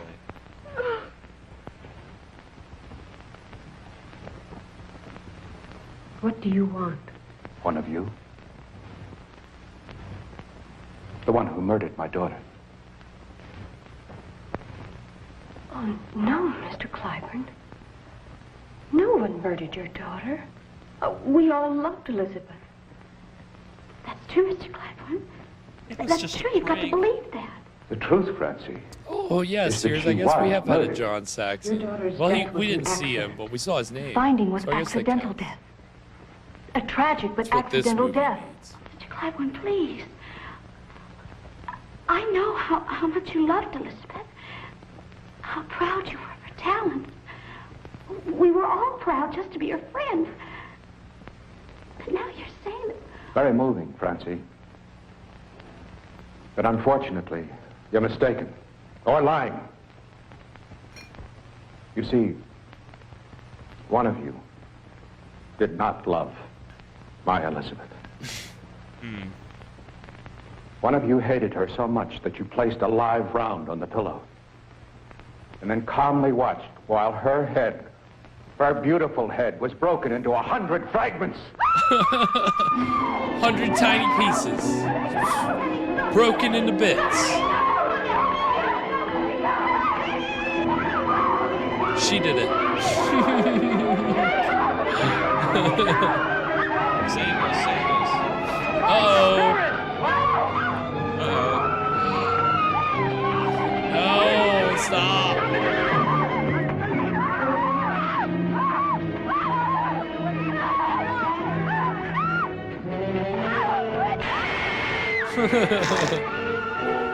Damn it!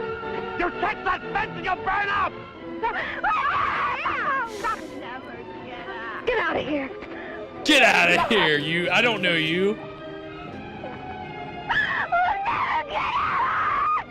She did like a slow motion fall, like not slow-mo. That was great. The madman. He's gonna kill us. The great group breakdown scene. Yeah, they're all freaking out.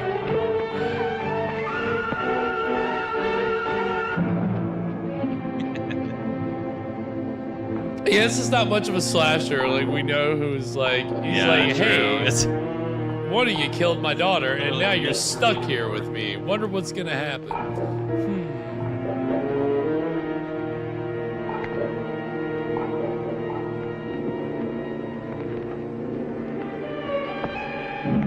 Although it is a little nice change of pace. Like, the killer's just like, I'm out here. What up?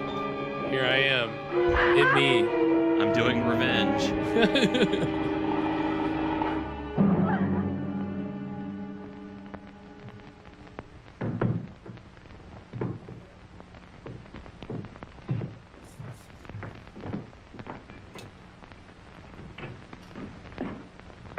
It's dead. Of course it is. Just as you should be for not following my instructions. Hey, who are you? Your boss. What the hell is going on here? Your instructions were to bring those girls here and leave. Listen, Mr. No, you listen. And you tell your friend exactly what I'm telling you. I could kill you, but I won't. You see, Elizabeth wouldn't like that. You had nothing to do with her murder. I don't know what you're talking about. I don't know anybody named Elizabeth. He's talking about his daughter. He thinks one of us murdered her. Can you prove that, Mr. Clyburn? Why, yes, Judy. I have a witness. You have 5 witnesses. We all saw it happen. You all saw the execution. But one of you saw something else before the initiation began. She saw the murderer change bullets. You're lying. Why didn't your so-called witness tell that to the police 7 years ago? Because of guilt. She never dreamed the bullet was real. But she should have. She could have stopped the murder. If that's true, then tell me who it is. Diane? Sylvia? Francie? Penny? Who? Tomorrow, Judy. Tomorrow, everyone will know everything. Oh, No, not tomorrow. Tell us now. Everybody's just gonna have to sit. Shit. That is my final warning.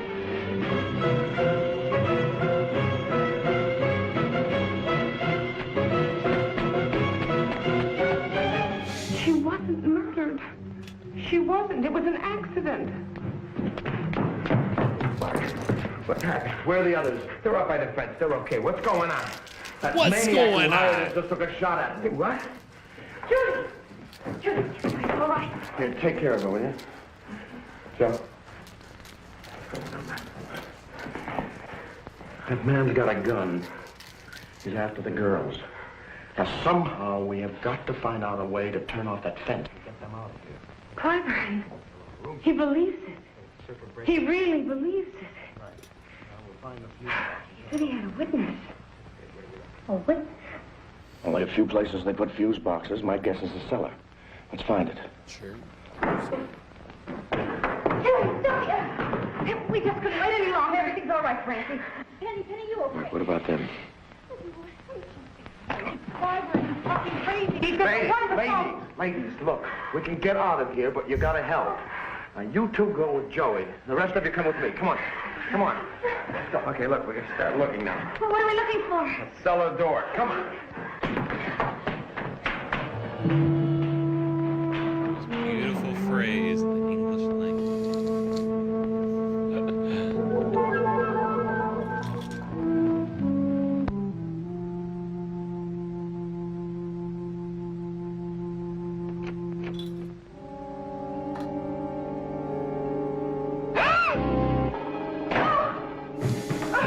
What's the matter?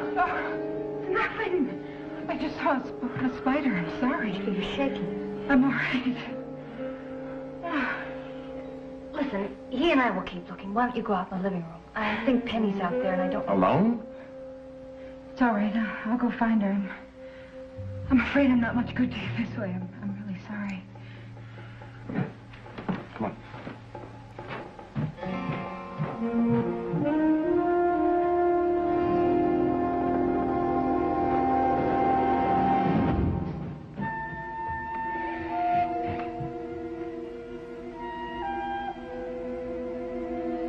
Penny? Let's split up, gang.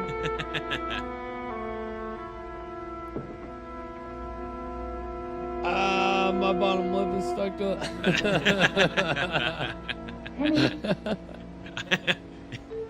Gotcha, Garrett. I put glue on your glass. Prank! College prank night, gotcha.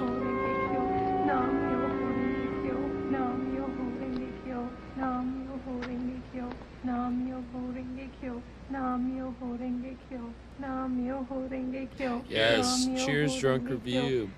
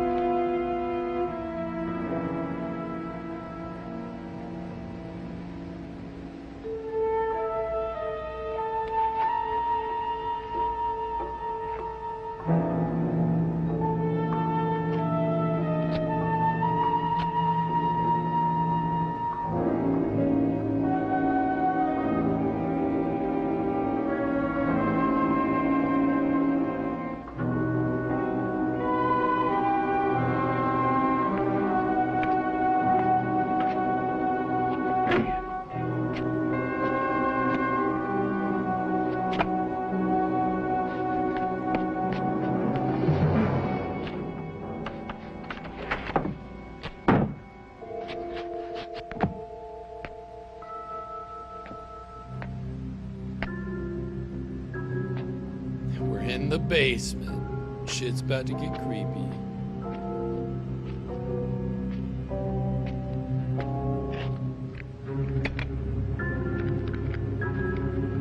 Is that a safe?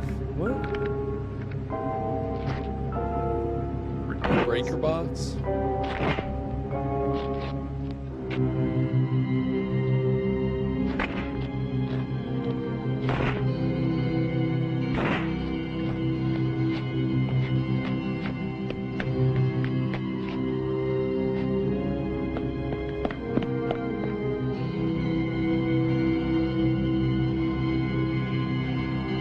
She's smoking a J?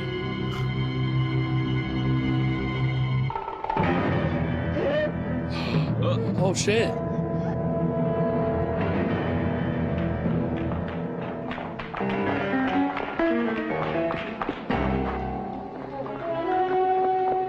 Oh, it just feels like Clue. The rope? I shut it off. I know I threw the switch. Are you sure? Of course I'm sure.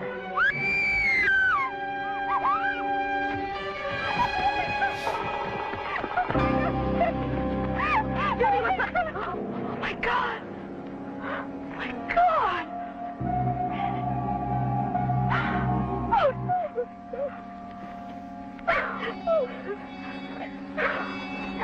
I tried to find her. I looked everywhere. I swear I did. I couldn't find her.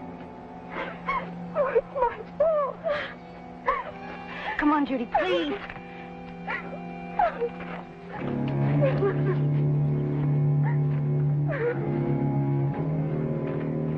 Judy can't handle it.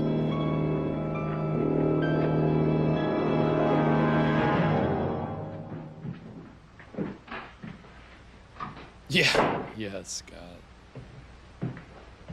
The hell have we gotten ourselves into now? Alphabetically, I got a nut running around with a gun, 1 dead girl, and 4 potential victims. 6. And I'm only 2 weeks from retirement.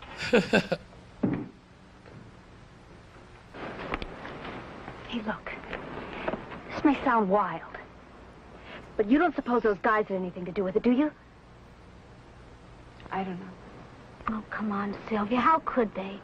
You were with Mark all the time, weren't you? I guess so.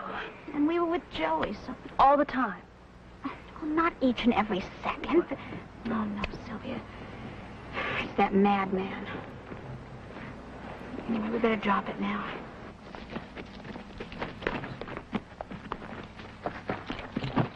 I've got to talk to you. In fact, I've got to talk to all of you. She all right? Yeah. Now, this morning, when you and I were talking to Clyburn, he mentioned something about a witness. Oh, he's crazier than I thought. If he is telling the truth, it means that one of you is working with him. Wait, what? Look, I'm just trying to find out what the hell is going on here. All right, Mark, enough of this. I'm sitting here accusing one another. We should be trying to find a way to get the hell out of here. Yeah, Joe, you're right. Let's get out of here. Just that I can't seem to come up with any good escape plans today.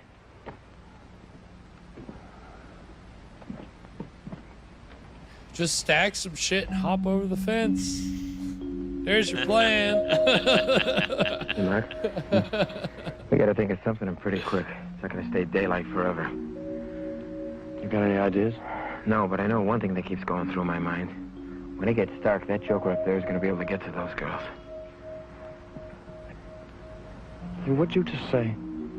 You really care You about heard these me. girls, don't Say you? when it gets dark, he's gonna be able to get to those girls one by one. You're right. Especially if they're inside and alone.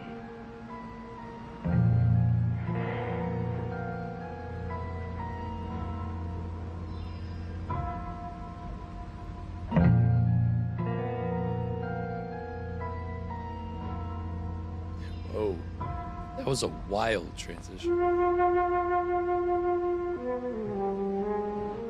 Hey, you're shaking. I'm scared. I know what you mean. I don't know what we'd have done without you and Mark. Well, I hate to tell you this, but it's gonna cost you. Oh, I'm sorry. What? Take us to the inn tomorrow night for dinner, okay? Come.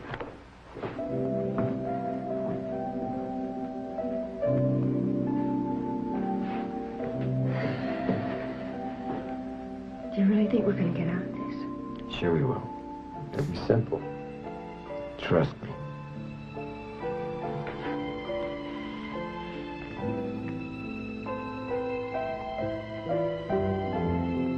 Try not to be afraid, okay?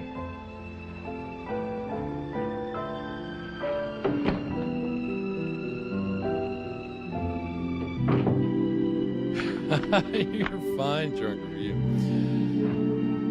Look out! We've got so many strict mods here. You gotta look out.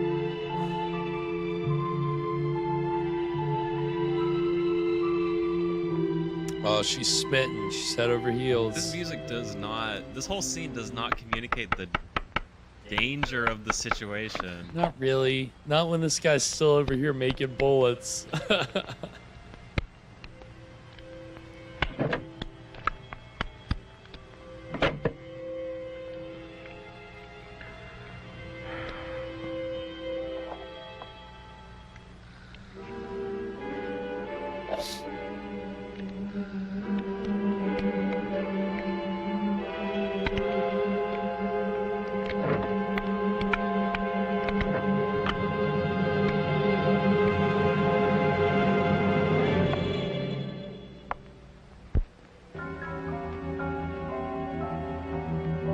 Chekhov's bullets, I guess.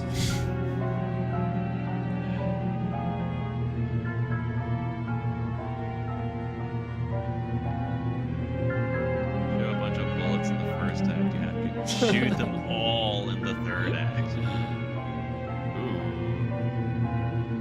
Ooh. Okay. Here we go. Whee! We're moving! Yay! Oh, hi. Nice intro, nice. Now I expect him to start crooning the way they like posted up there with the cigarette.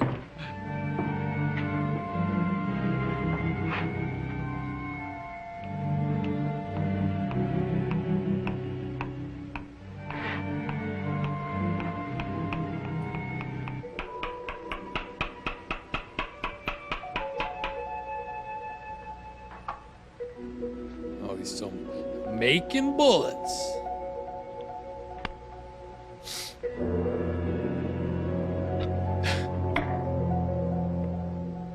We get it. We get it.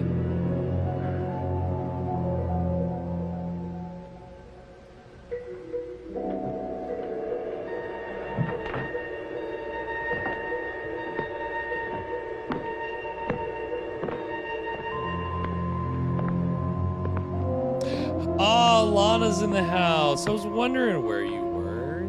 Welcome. Glad you're here. You're not, you know, you're just in time. And Jack's in the house. Ah, Jack! Welcome, Jack. The gang is all here now.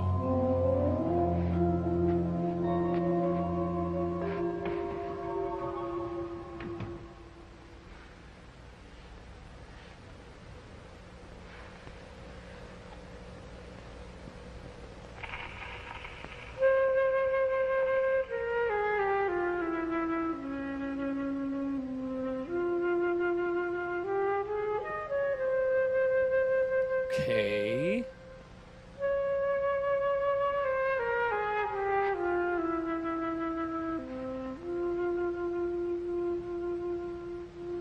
The sacred flute.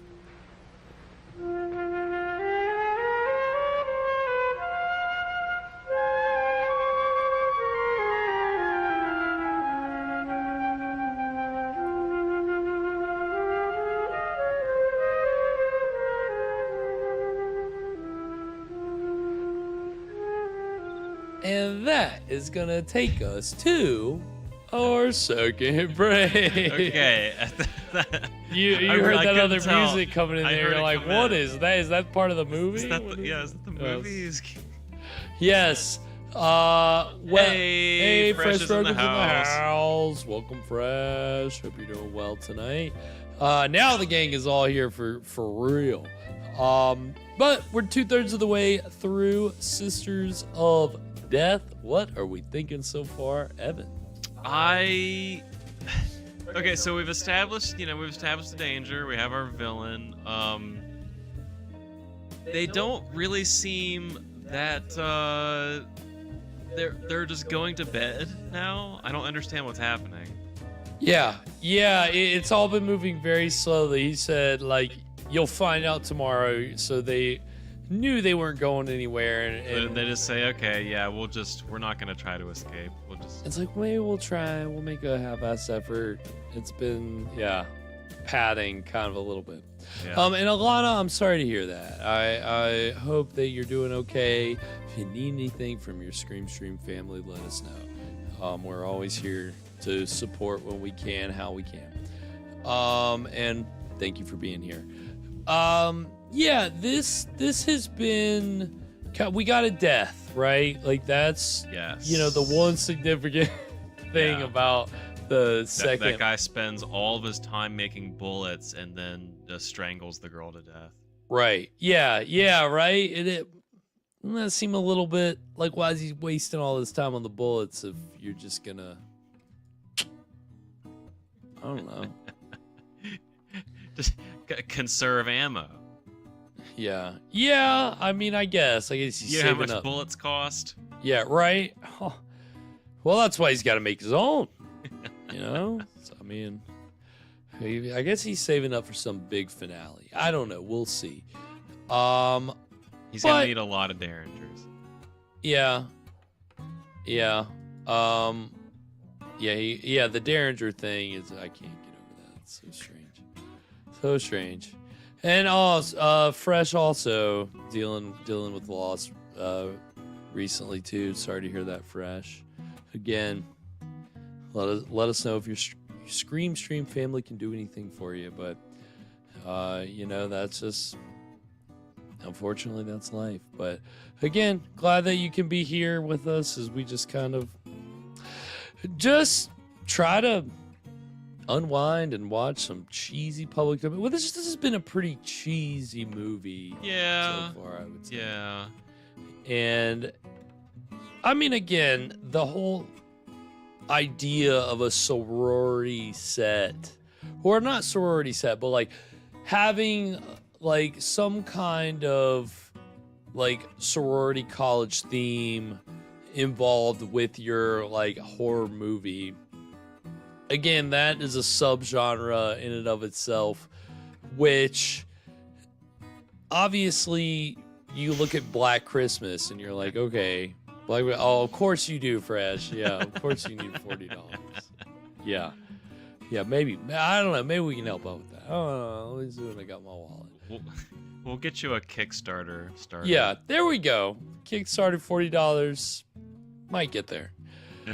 But obviously, Black Christmas was kind of the first, like, it's recognized as one of the first real slashers because it came out in 1973.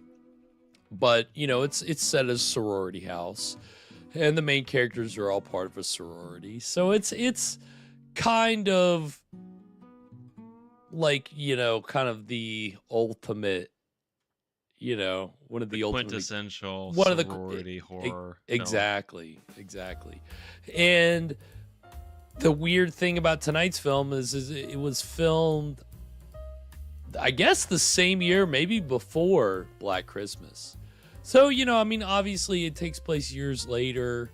It's not set at a sorority house, but just kind of having this idea of these sorority sisters who were involved in a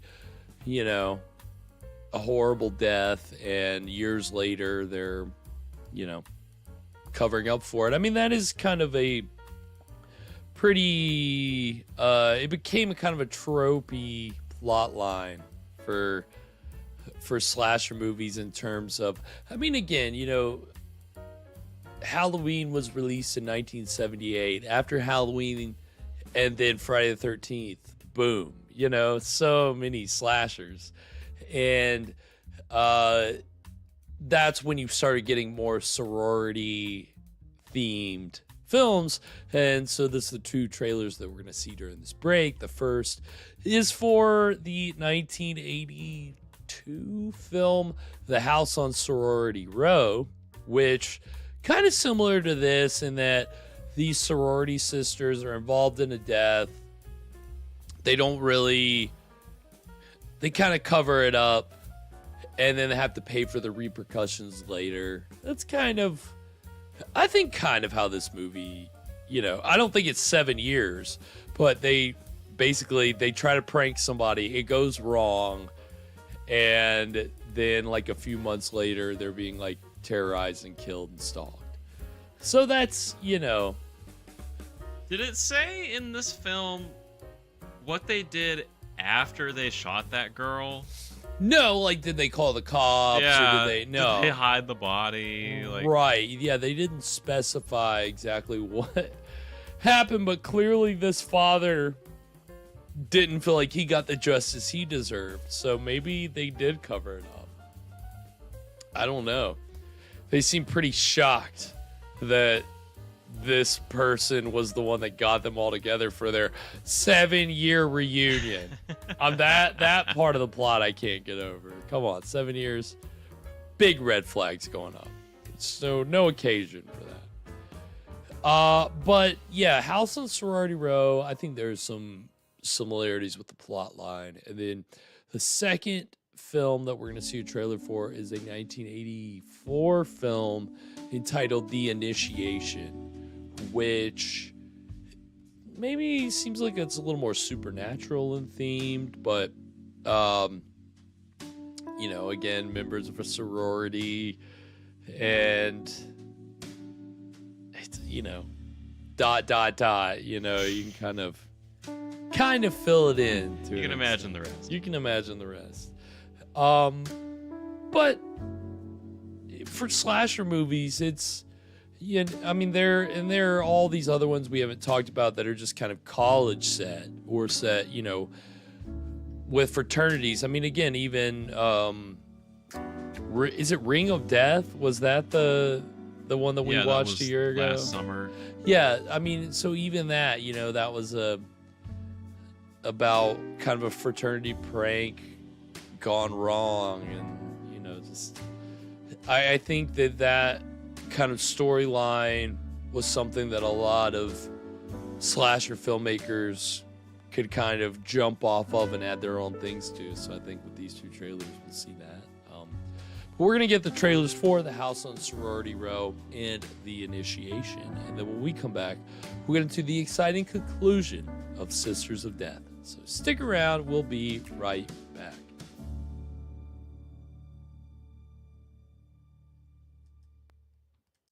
A certain kind of girl joins Pi Theta sorority. A girl who likes to party and likes to get close to her friends.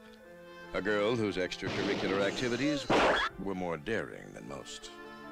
A girl who could turn her fantasies into reality. One more fling won't set us back any.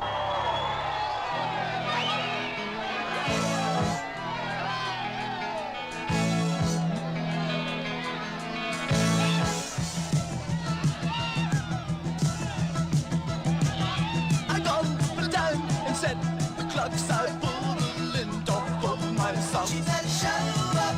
I read another magazine. I stare into the TV screen. She said, show up. I am a convict caught up in her weird sense of time. Maybe traffic's all backed up now. Don't you realize what we've done? It was an accident. That doesn't matter.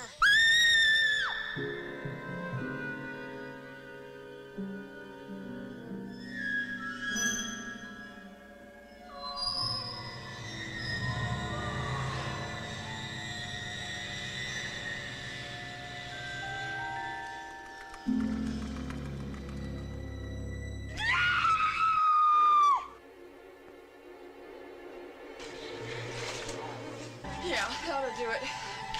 Why don't you go pull the van around?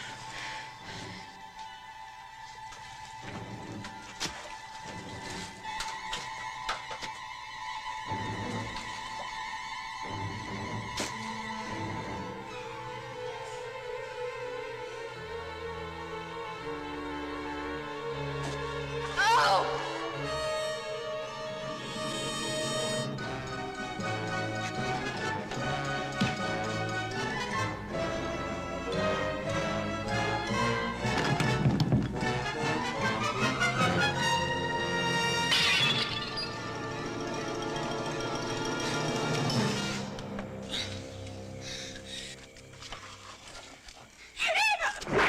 Then again, Pi Theta was different from other sororities. I'll get back at you, the last thing I do!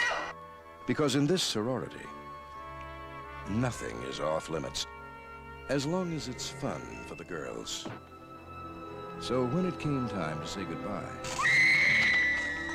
they decided to make real sure that no one would ever forget the girls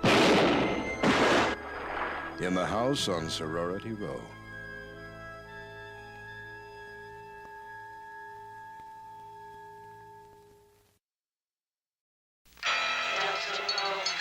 Before the initiation begins, the subjects are studied. Even their dreams are recorded. Before the initiation begins, the testing areas are selected. The sorority house, the sanitarium, the empty shopping mall. Delta Rho Chi. And just before the initiation begins, a toast is required. To being young, staying young, and dying young. The initiation. Delta Rho Chi be with you. A fraternal tradition for over 100 years. Delta Rho Chi. Created for only one purpose. Pleasant dreams.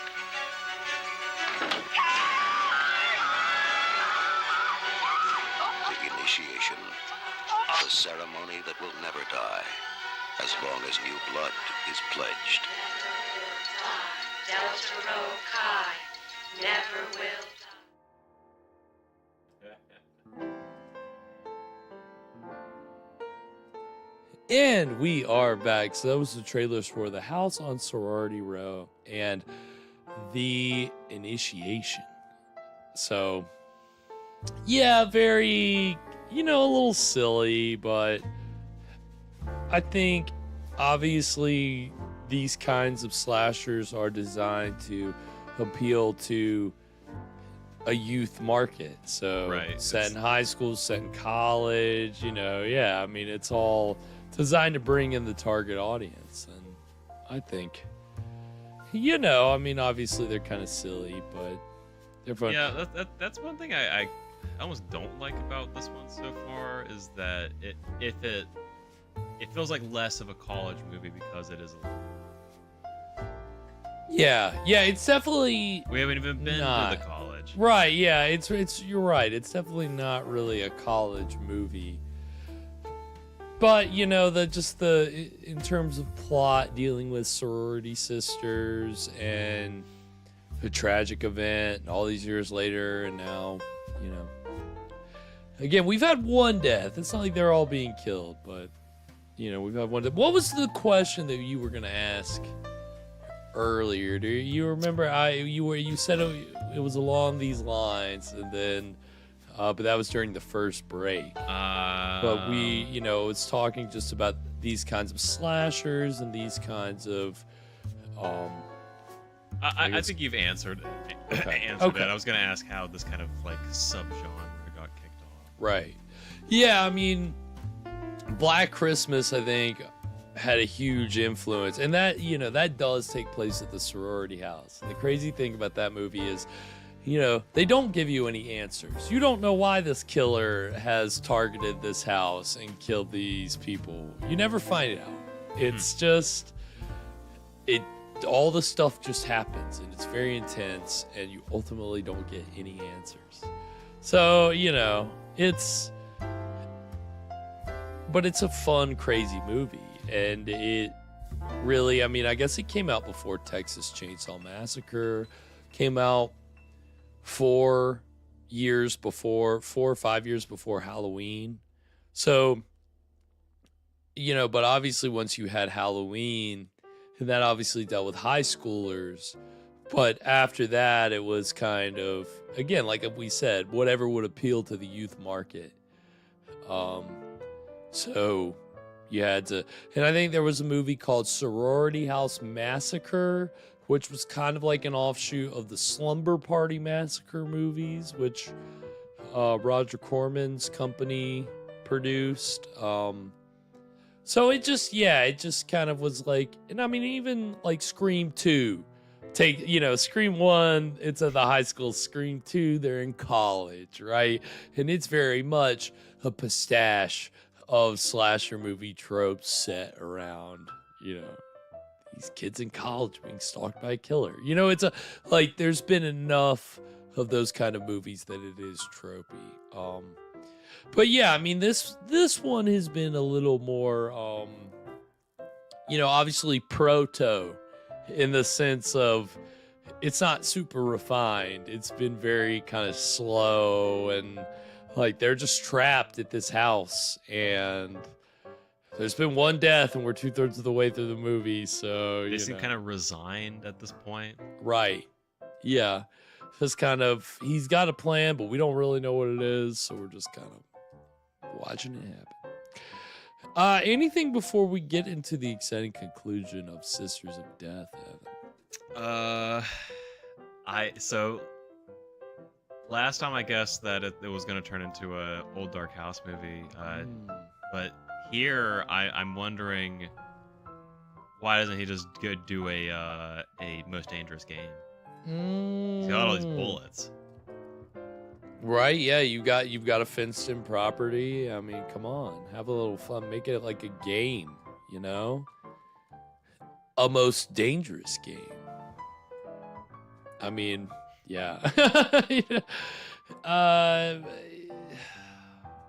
We'll see. It's, again, these kind of slashers, it's like early proto-slashers. It's hit or miss how the climax is gonna be. Is it gonna, are we going into this third? Are we gonna get murders? Are we gonna get death? Or is it gonna continue to plod along? They're gonna catch him in like an elaborate Rube Goldberg machine, like Scooby-Doo. Yes, please. And I noticed they haven't said the title yet, so I'm very disappointed. So maybe we'll get that. Without further ado, we're going to go ahead and get into the exciting conclusion of Sisters of Death right now.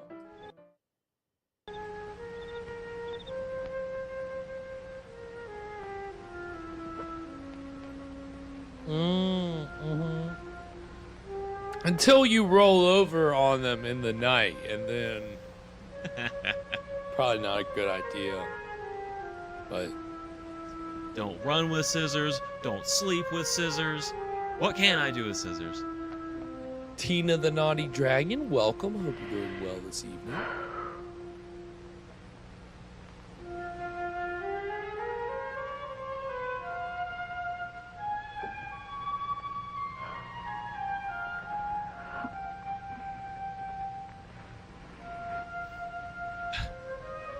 Oh, okay, sick. Got a spider in the mix. So was that his daughter's flute? Was that what I guess so, yeah. He had it like in a shrine. Yeah, I had a picture. Was that his daughter's spider? I guess so, yeah. It's just free range now. He just kind of lets it wander around the house.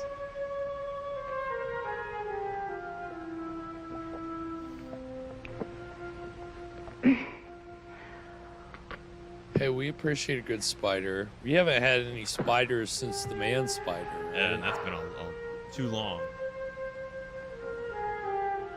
We love the man spider. We really did. How long are those girls have to wait in their rooms? Well, come on, how long? Until that joker comes down the stairs. Biding our time. Is he actually playing, or is he like miming so. to the record? Oh, yeah, I don't know. Little air flute. That was so good. Oh shit. He's tortured.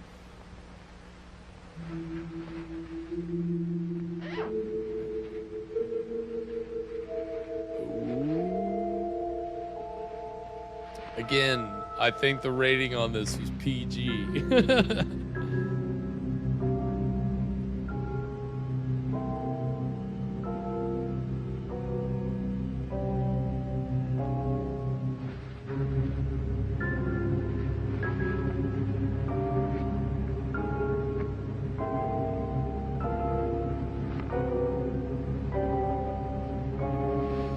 Yeah, Alana, the Spider Wrangler was actually a spider wrangler on a few other horror movies, and like snake wrangler, all kinds of different animal wranglers.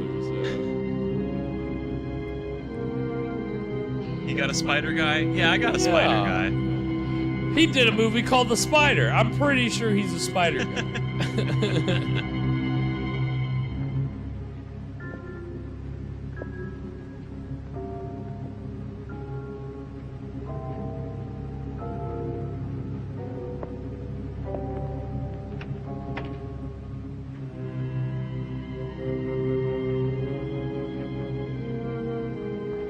Yeah, I mean, this is very like old dark house, right? Walking around the house in the nightgown, sneaking around. Hey, you know, I saw some comparisons today to when you're just talking about proto-slashers, a lot of comparisons to giallo films from Italy, which were, you know, kind of focused on like brutal, gruesome murders, but like, you know, very stylized and very like drawn out.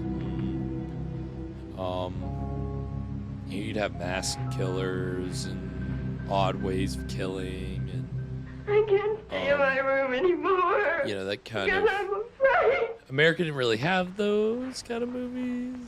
They had figured this. it out first. Yeah, they did.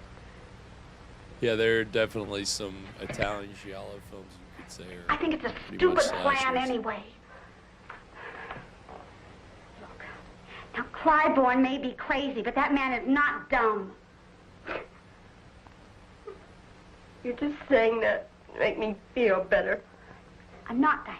What is this dress she's wearing? It looks like a picnic, like a cookout Look, I'll tablecloth. prove it to you. But I really like would way like to too take a small. shower. Now that you're here, I'm This going is to. child's dress. It's the little dress on the Fancy, you can't take a shower. Clybourne, I know Clybourne. I really feel icky, you know? So I'm going to take a shower. And it is going to be a nice, Hey, long, did you hear that, everybody? She's gonna take a shower. It's what everybody in the chat has been waiting for, a shower scene. You were clamoring for it I really earlier. don't Here think we you go. should take a shower.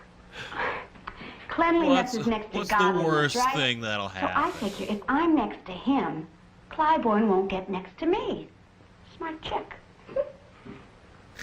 Yeah, Scott. Very Marianne. Very Marianne.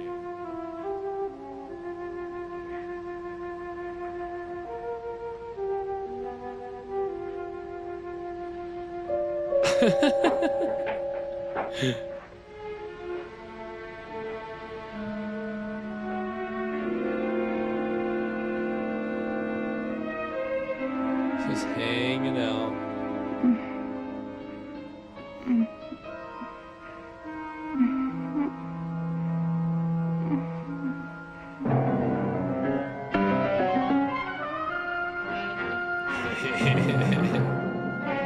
Spider's been biding its time, huh? It's a pretty calculated killer, huh? Pretty cold-blooded.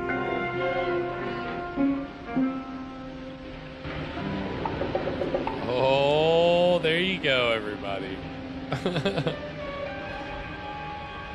That's all you're getting.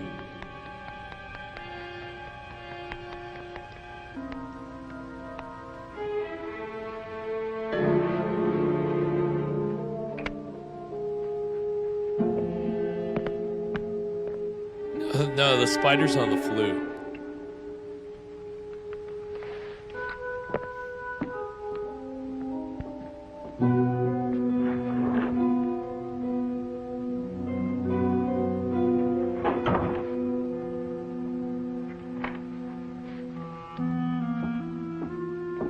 Oh shit. Okay. Now that is not a derringer. I'm not staying here any longer. I'm gonna go wait in the hall. Joey.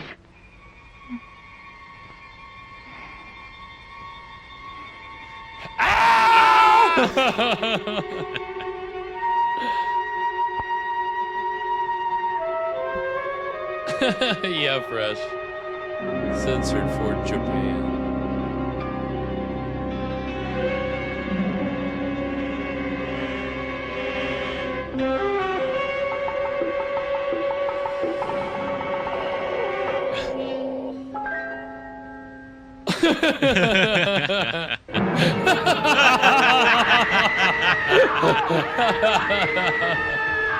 That was a perfect.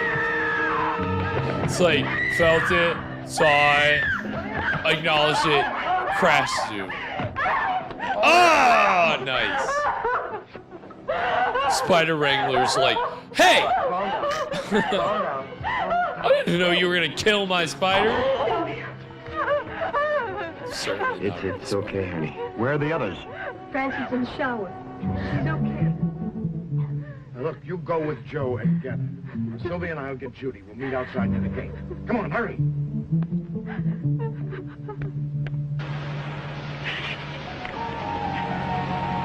You can't open the curtain while you got the shower running. You're gonna get water everywhere. Oh! They said.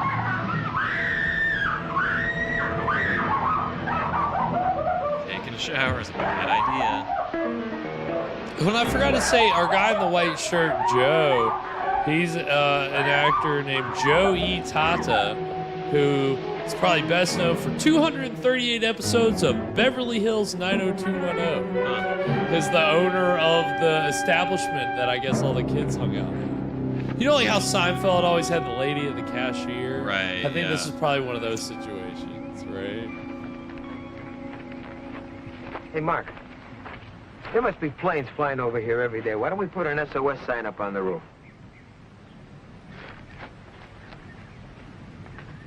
I thought it was a good idea.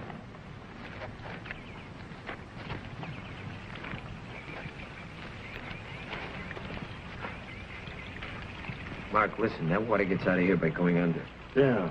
Now, you thinking what I'm You can fit through that, yeah. It's worth a try. I'll go look for a shovel. You take care of the girls.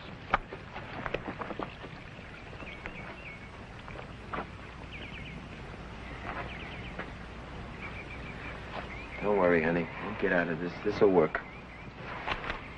So... What if it doesn't? The one girl Think of didn't actually something get bit by the spider, Okay. right? I don't think so. I figured out how to make the SOS. But we're at 2, right? 2 are dead. Yeah. Yeah. Stay in the shower. And, Yeah, 1, 2, 3. choked out while chanting. You're right, it is way you're too beautiful. Welcome, sisters. He sprung a lot of money for that banner. Just Are they both wearing turtlenecks? Oh, it's too much.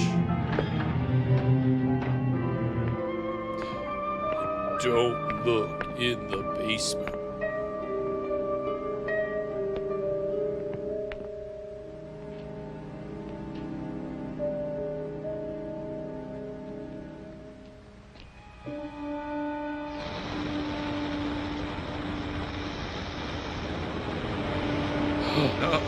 Nice.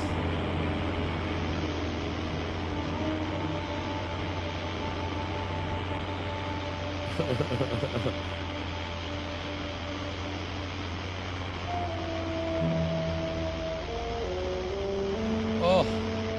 Yeah, I don't understand wearing like long clothes in the heat. Some people do it. They're cool with it. Hey, to each his own, but I can't do that. I just can't. Have to breathe.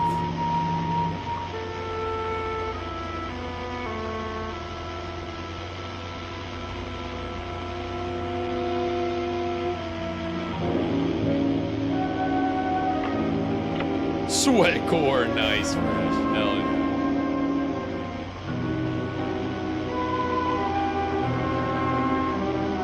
He didn't change, did he?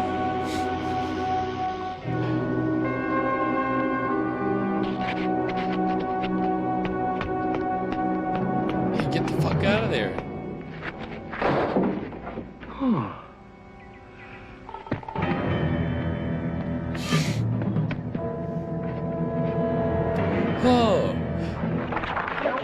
Where are we going to put the... I know. Come on. What? Oh, they're gonna make it SOS. Lame. Yeah, if that ends up working, if that's how they resolve When I make a this. mistake, it's a beaut. Those letters are just gonna be so tiny from this guy. Never dreamed it would turn out this way. Penny. Francie. Just never dreamed. I know. Hey, stop. Charlie. I just keep wondering which one of us is next. Stop. Hey, hush. Lay down. Lay down. Hey, hush. Where's Joe and Diane? Up at the house. Diane had some idea about making an SOS sign. Let's get started. I'm going to need your help.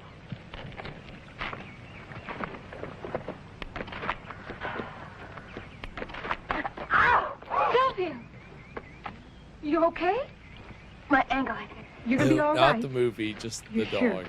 Look, stay here and rest. I'll be right back.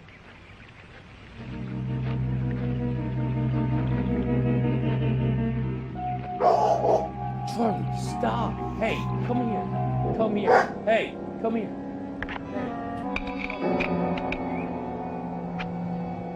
Charlie's on guard duty.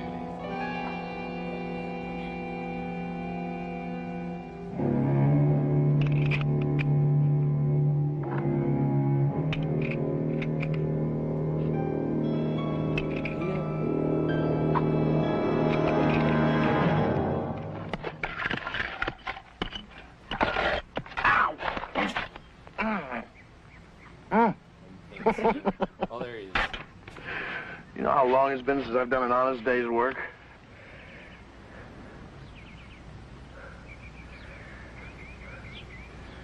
Hey, don't worry. We're going to get out of here. Charlie. What's the difference? It'll never be the same. My career, my future, everything.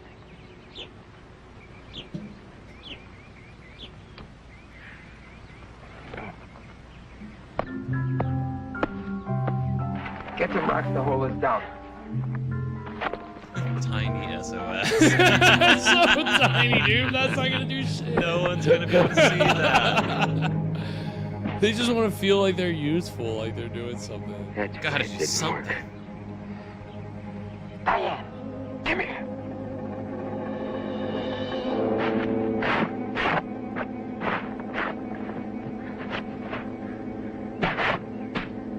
What is it? It's a power source. That fuse box had nothing to do with it. The fence is run by this thing.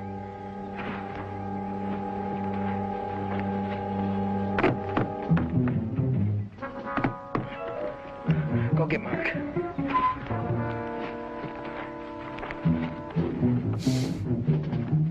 What is Mark?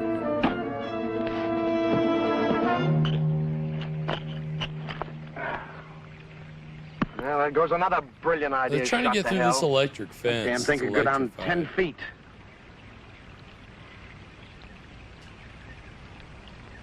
Now, where the hell did she go? Sylvia!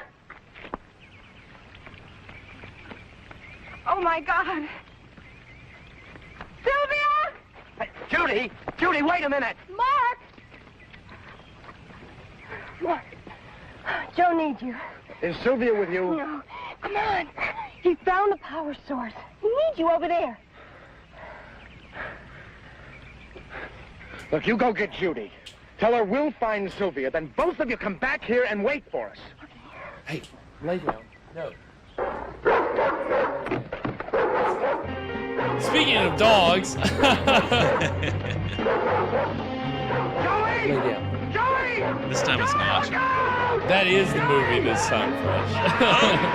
Ah!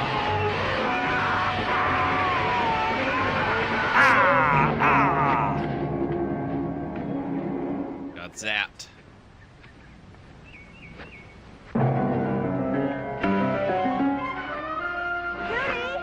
Sylvia! Joe found the power source. Judy! Stop. Sylvia, come on. We can get out. Joe found the power Stop. source. Hey, everybody, we figured out how to turn off the electric fence.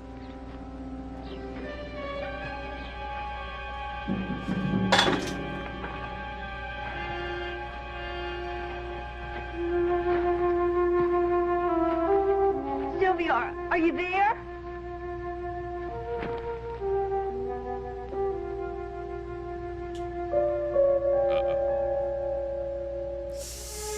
We can get out. Judy, answer me.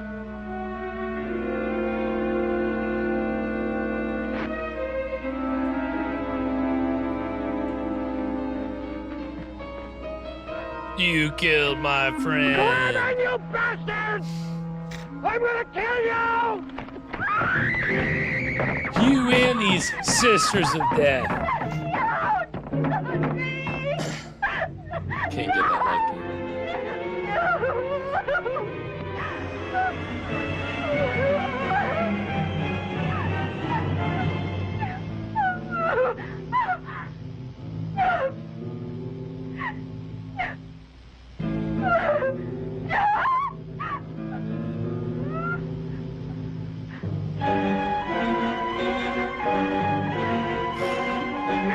Of course.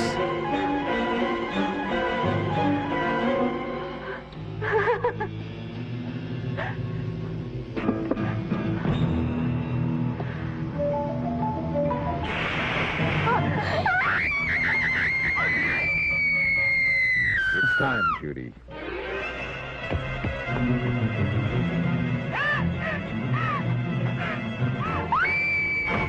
Oh shit.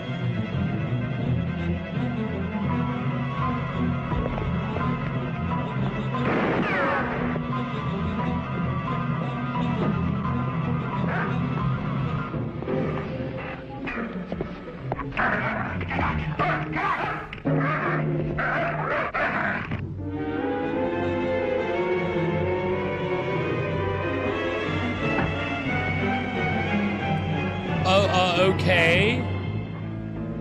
Don't know why this is necessary.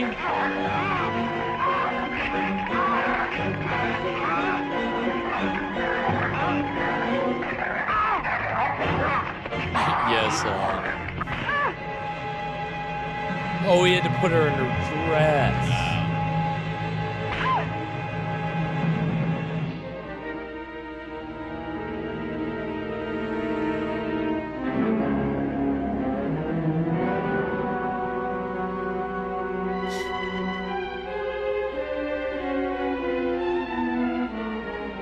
Oh, shit.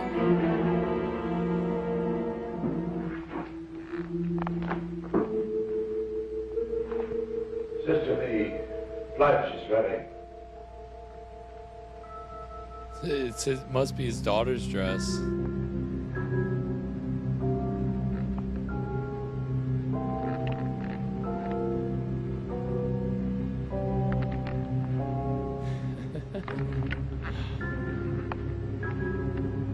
It's been quite a reunion. Hasn't it, sister? Sylvia.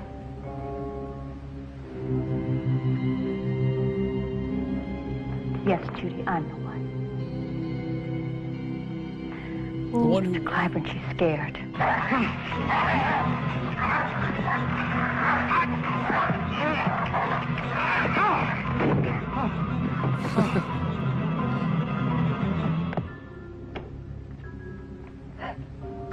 Welcome to our reunion. Come in, Mark. You'll enjoy watching this.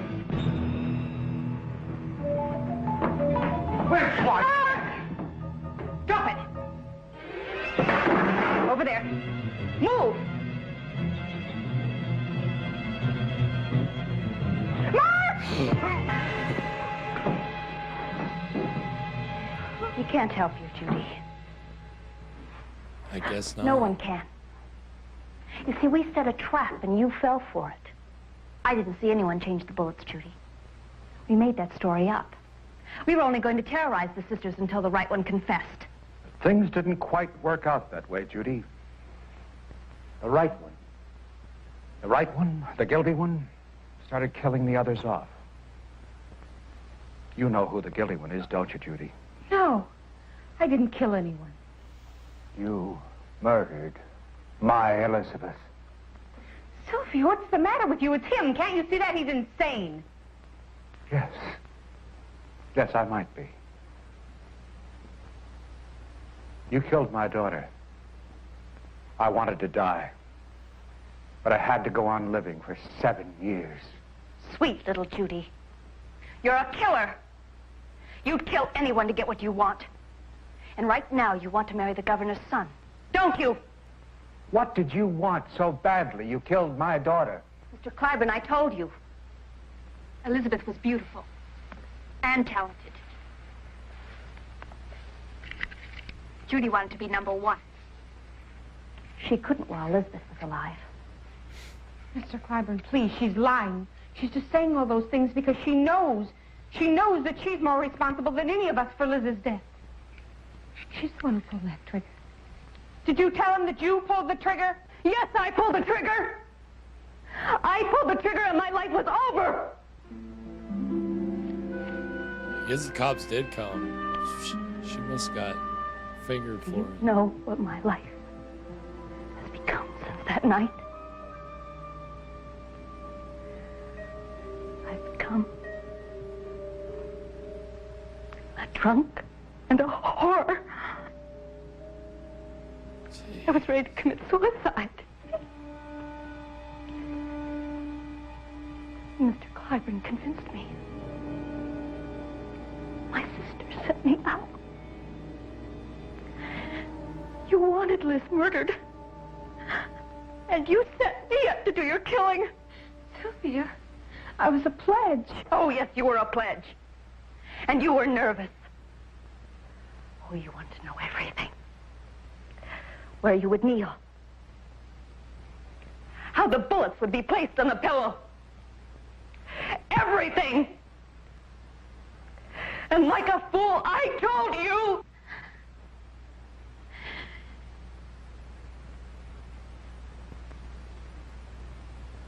Yes. It's true. I did want to know everything, but not because I was nervous. Because you wanted to murder Liz. No, Sylvia. I had to know everything. Because Liz asked me to. Mr. Clyburn, please. I never dreamed she was planning suicide. You're lying. No. That's a secret I've had to carry for 7 years. What? Come on now. What? Because of you. Mr. Clyburn, music was your world. Not Liz's. But she just couldn't refuse you. Did she pull like a Uno reverse? I think she did, yeah. Flipped it back around. Wow. It is true. Now can we please stop this insanity? Yes, I'll stop it. Right now. Get my gun. Holy cow. We're going to relive the initiation, Judy. Well, I'll tell you everything that's going to happen. That's a Gatling gun, Judy. Mr. Clyburn made all the Derringer, bullets. Gatling Some gun. are real and others are not. Does that bring back memory? Big Mr. disparity Clyburn, turn the there. crank. Oh, that one wasn't real. You were lucky, Judy. Just like 7 years ago. Stop it, please! Let's try it again, Mr. Clyburn.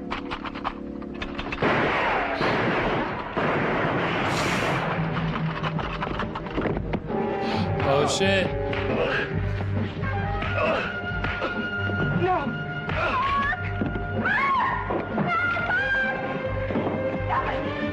Yeah. Stop it! Not a proportional response.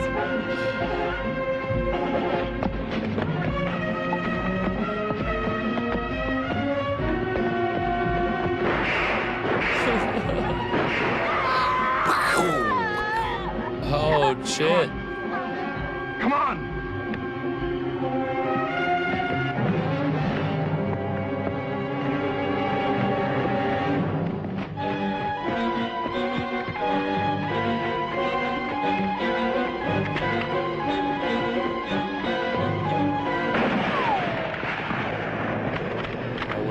about the fence. She gonna get him with the Derringer or whatever it is. What? What?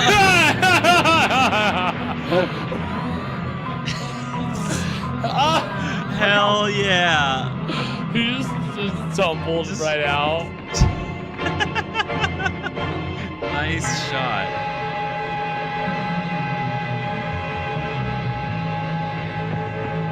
Wow.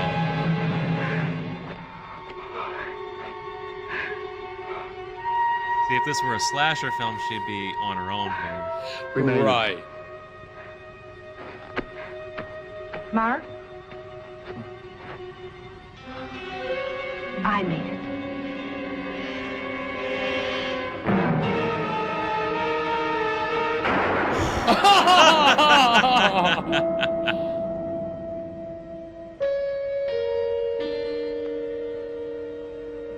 Holy Wow. shit. Jeez. Okay. All right. Okay. That's.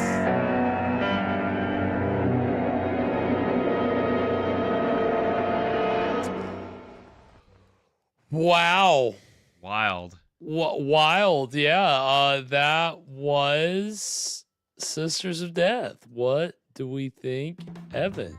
Gosh, I mean, Sorry. So I feel like that whole movie was so plotting right up until the very end, and then like a ton of stuff happened. Just Bam, like, bam, bam, bam. Like, not quite as fast as Andy Milligan, but still pretty like quick. It all happened very fast. Yeah, that was nuts. So she ultimately probably did. She was lying about the suicide thing, right? Like,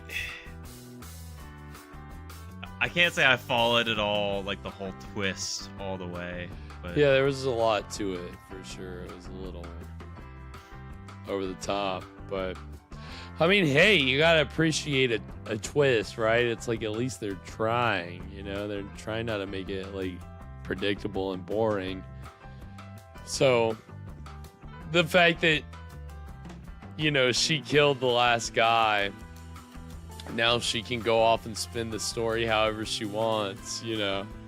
It's pretty wild conclusion for this whole thing. It's not like, you know, it's the kind of nihilistic ending you expect of like a 70s, you know, again, a proto-slasher. I mean, again, slashers kind of, they kind of try to go for the twist ending.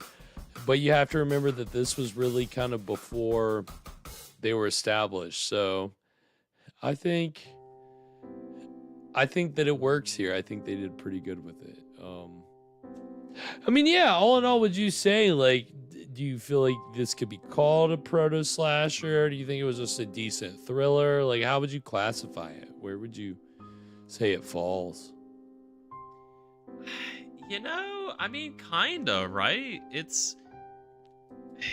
It really just kind of makes me, I don't know, wonder like the link between, like we were saying, the old dark house to the slasher. Like, is that part of the same like tree? Yes, 100%.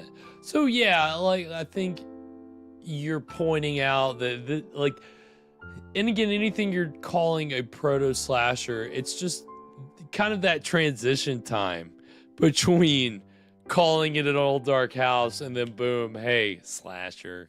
You know, like, I mean, yeah, you 100% are right that like there's a connection between the plot points. And yeah, I mean, at what point did it just become commonplace to identify these kind of movies as slashers? You know, and they developed their own tropes centered, you know, around young people as opposed to stuffy families meeting for a will reading, right? Yeah, maybe campers instead. Yeah, maybe that's what tips this one more towards slashers, the fact that there's a bunch of young girls. Right, yeah, like it involves, and again, anytime that there's an event from the past that ended with something horrible and now it's like leading to people being killed. I mean, that's very slasher. But again, that's Agatha Christie. That's Fog Island. That's, you know, again, you can look at Old Dark Houses and say the same thing. So it's just kind of the demarcation point that they started to realize, oh, well, if you put teenagers in it and you know, you make it somebody's deranged brother escaped from the lunatic asylum.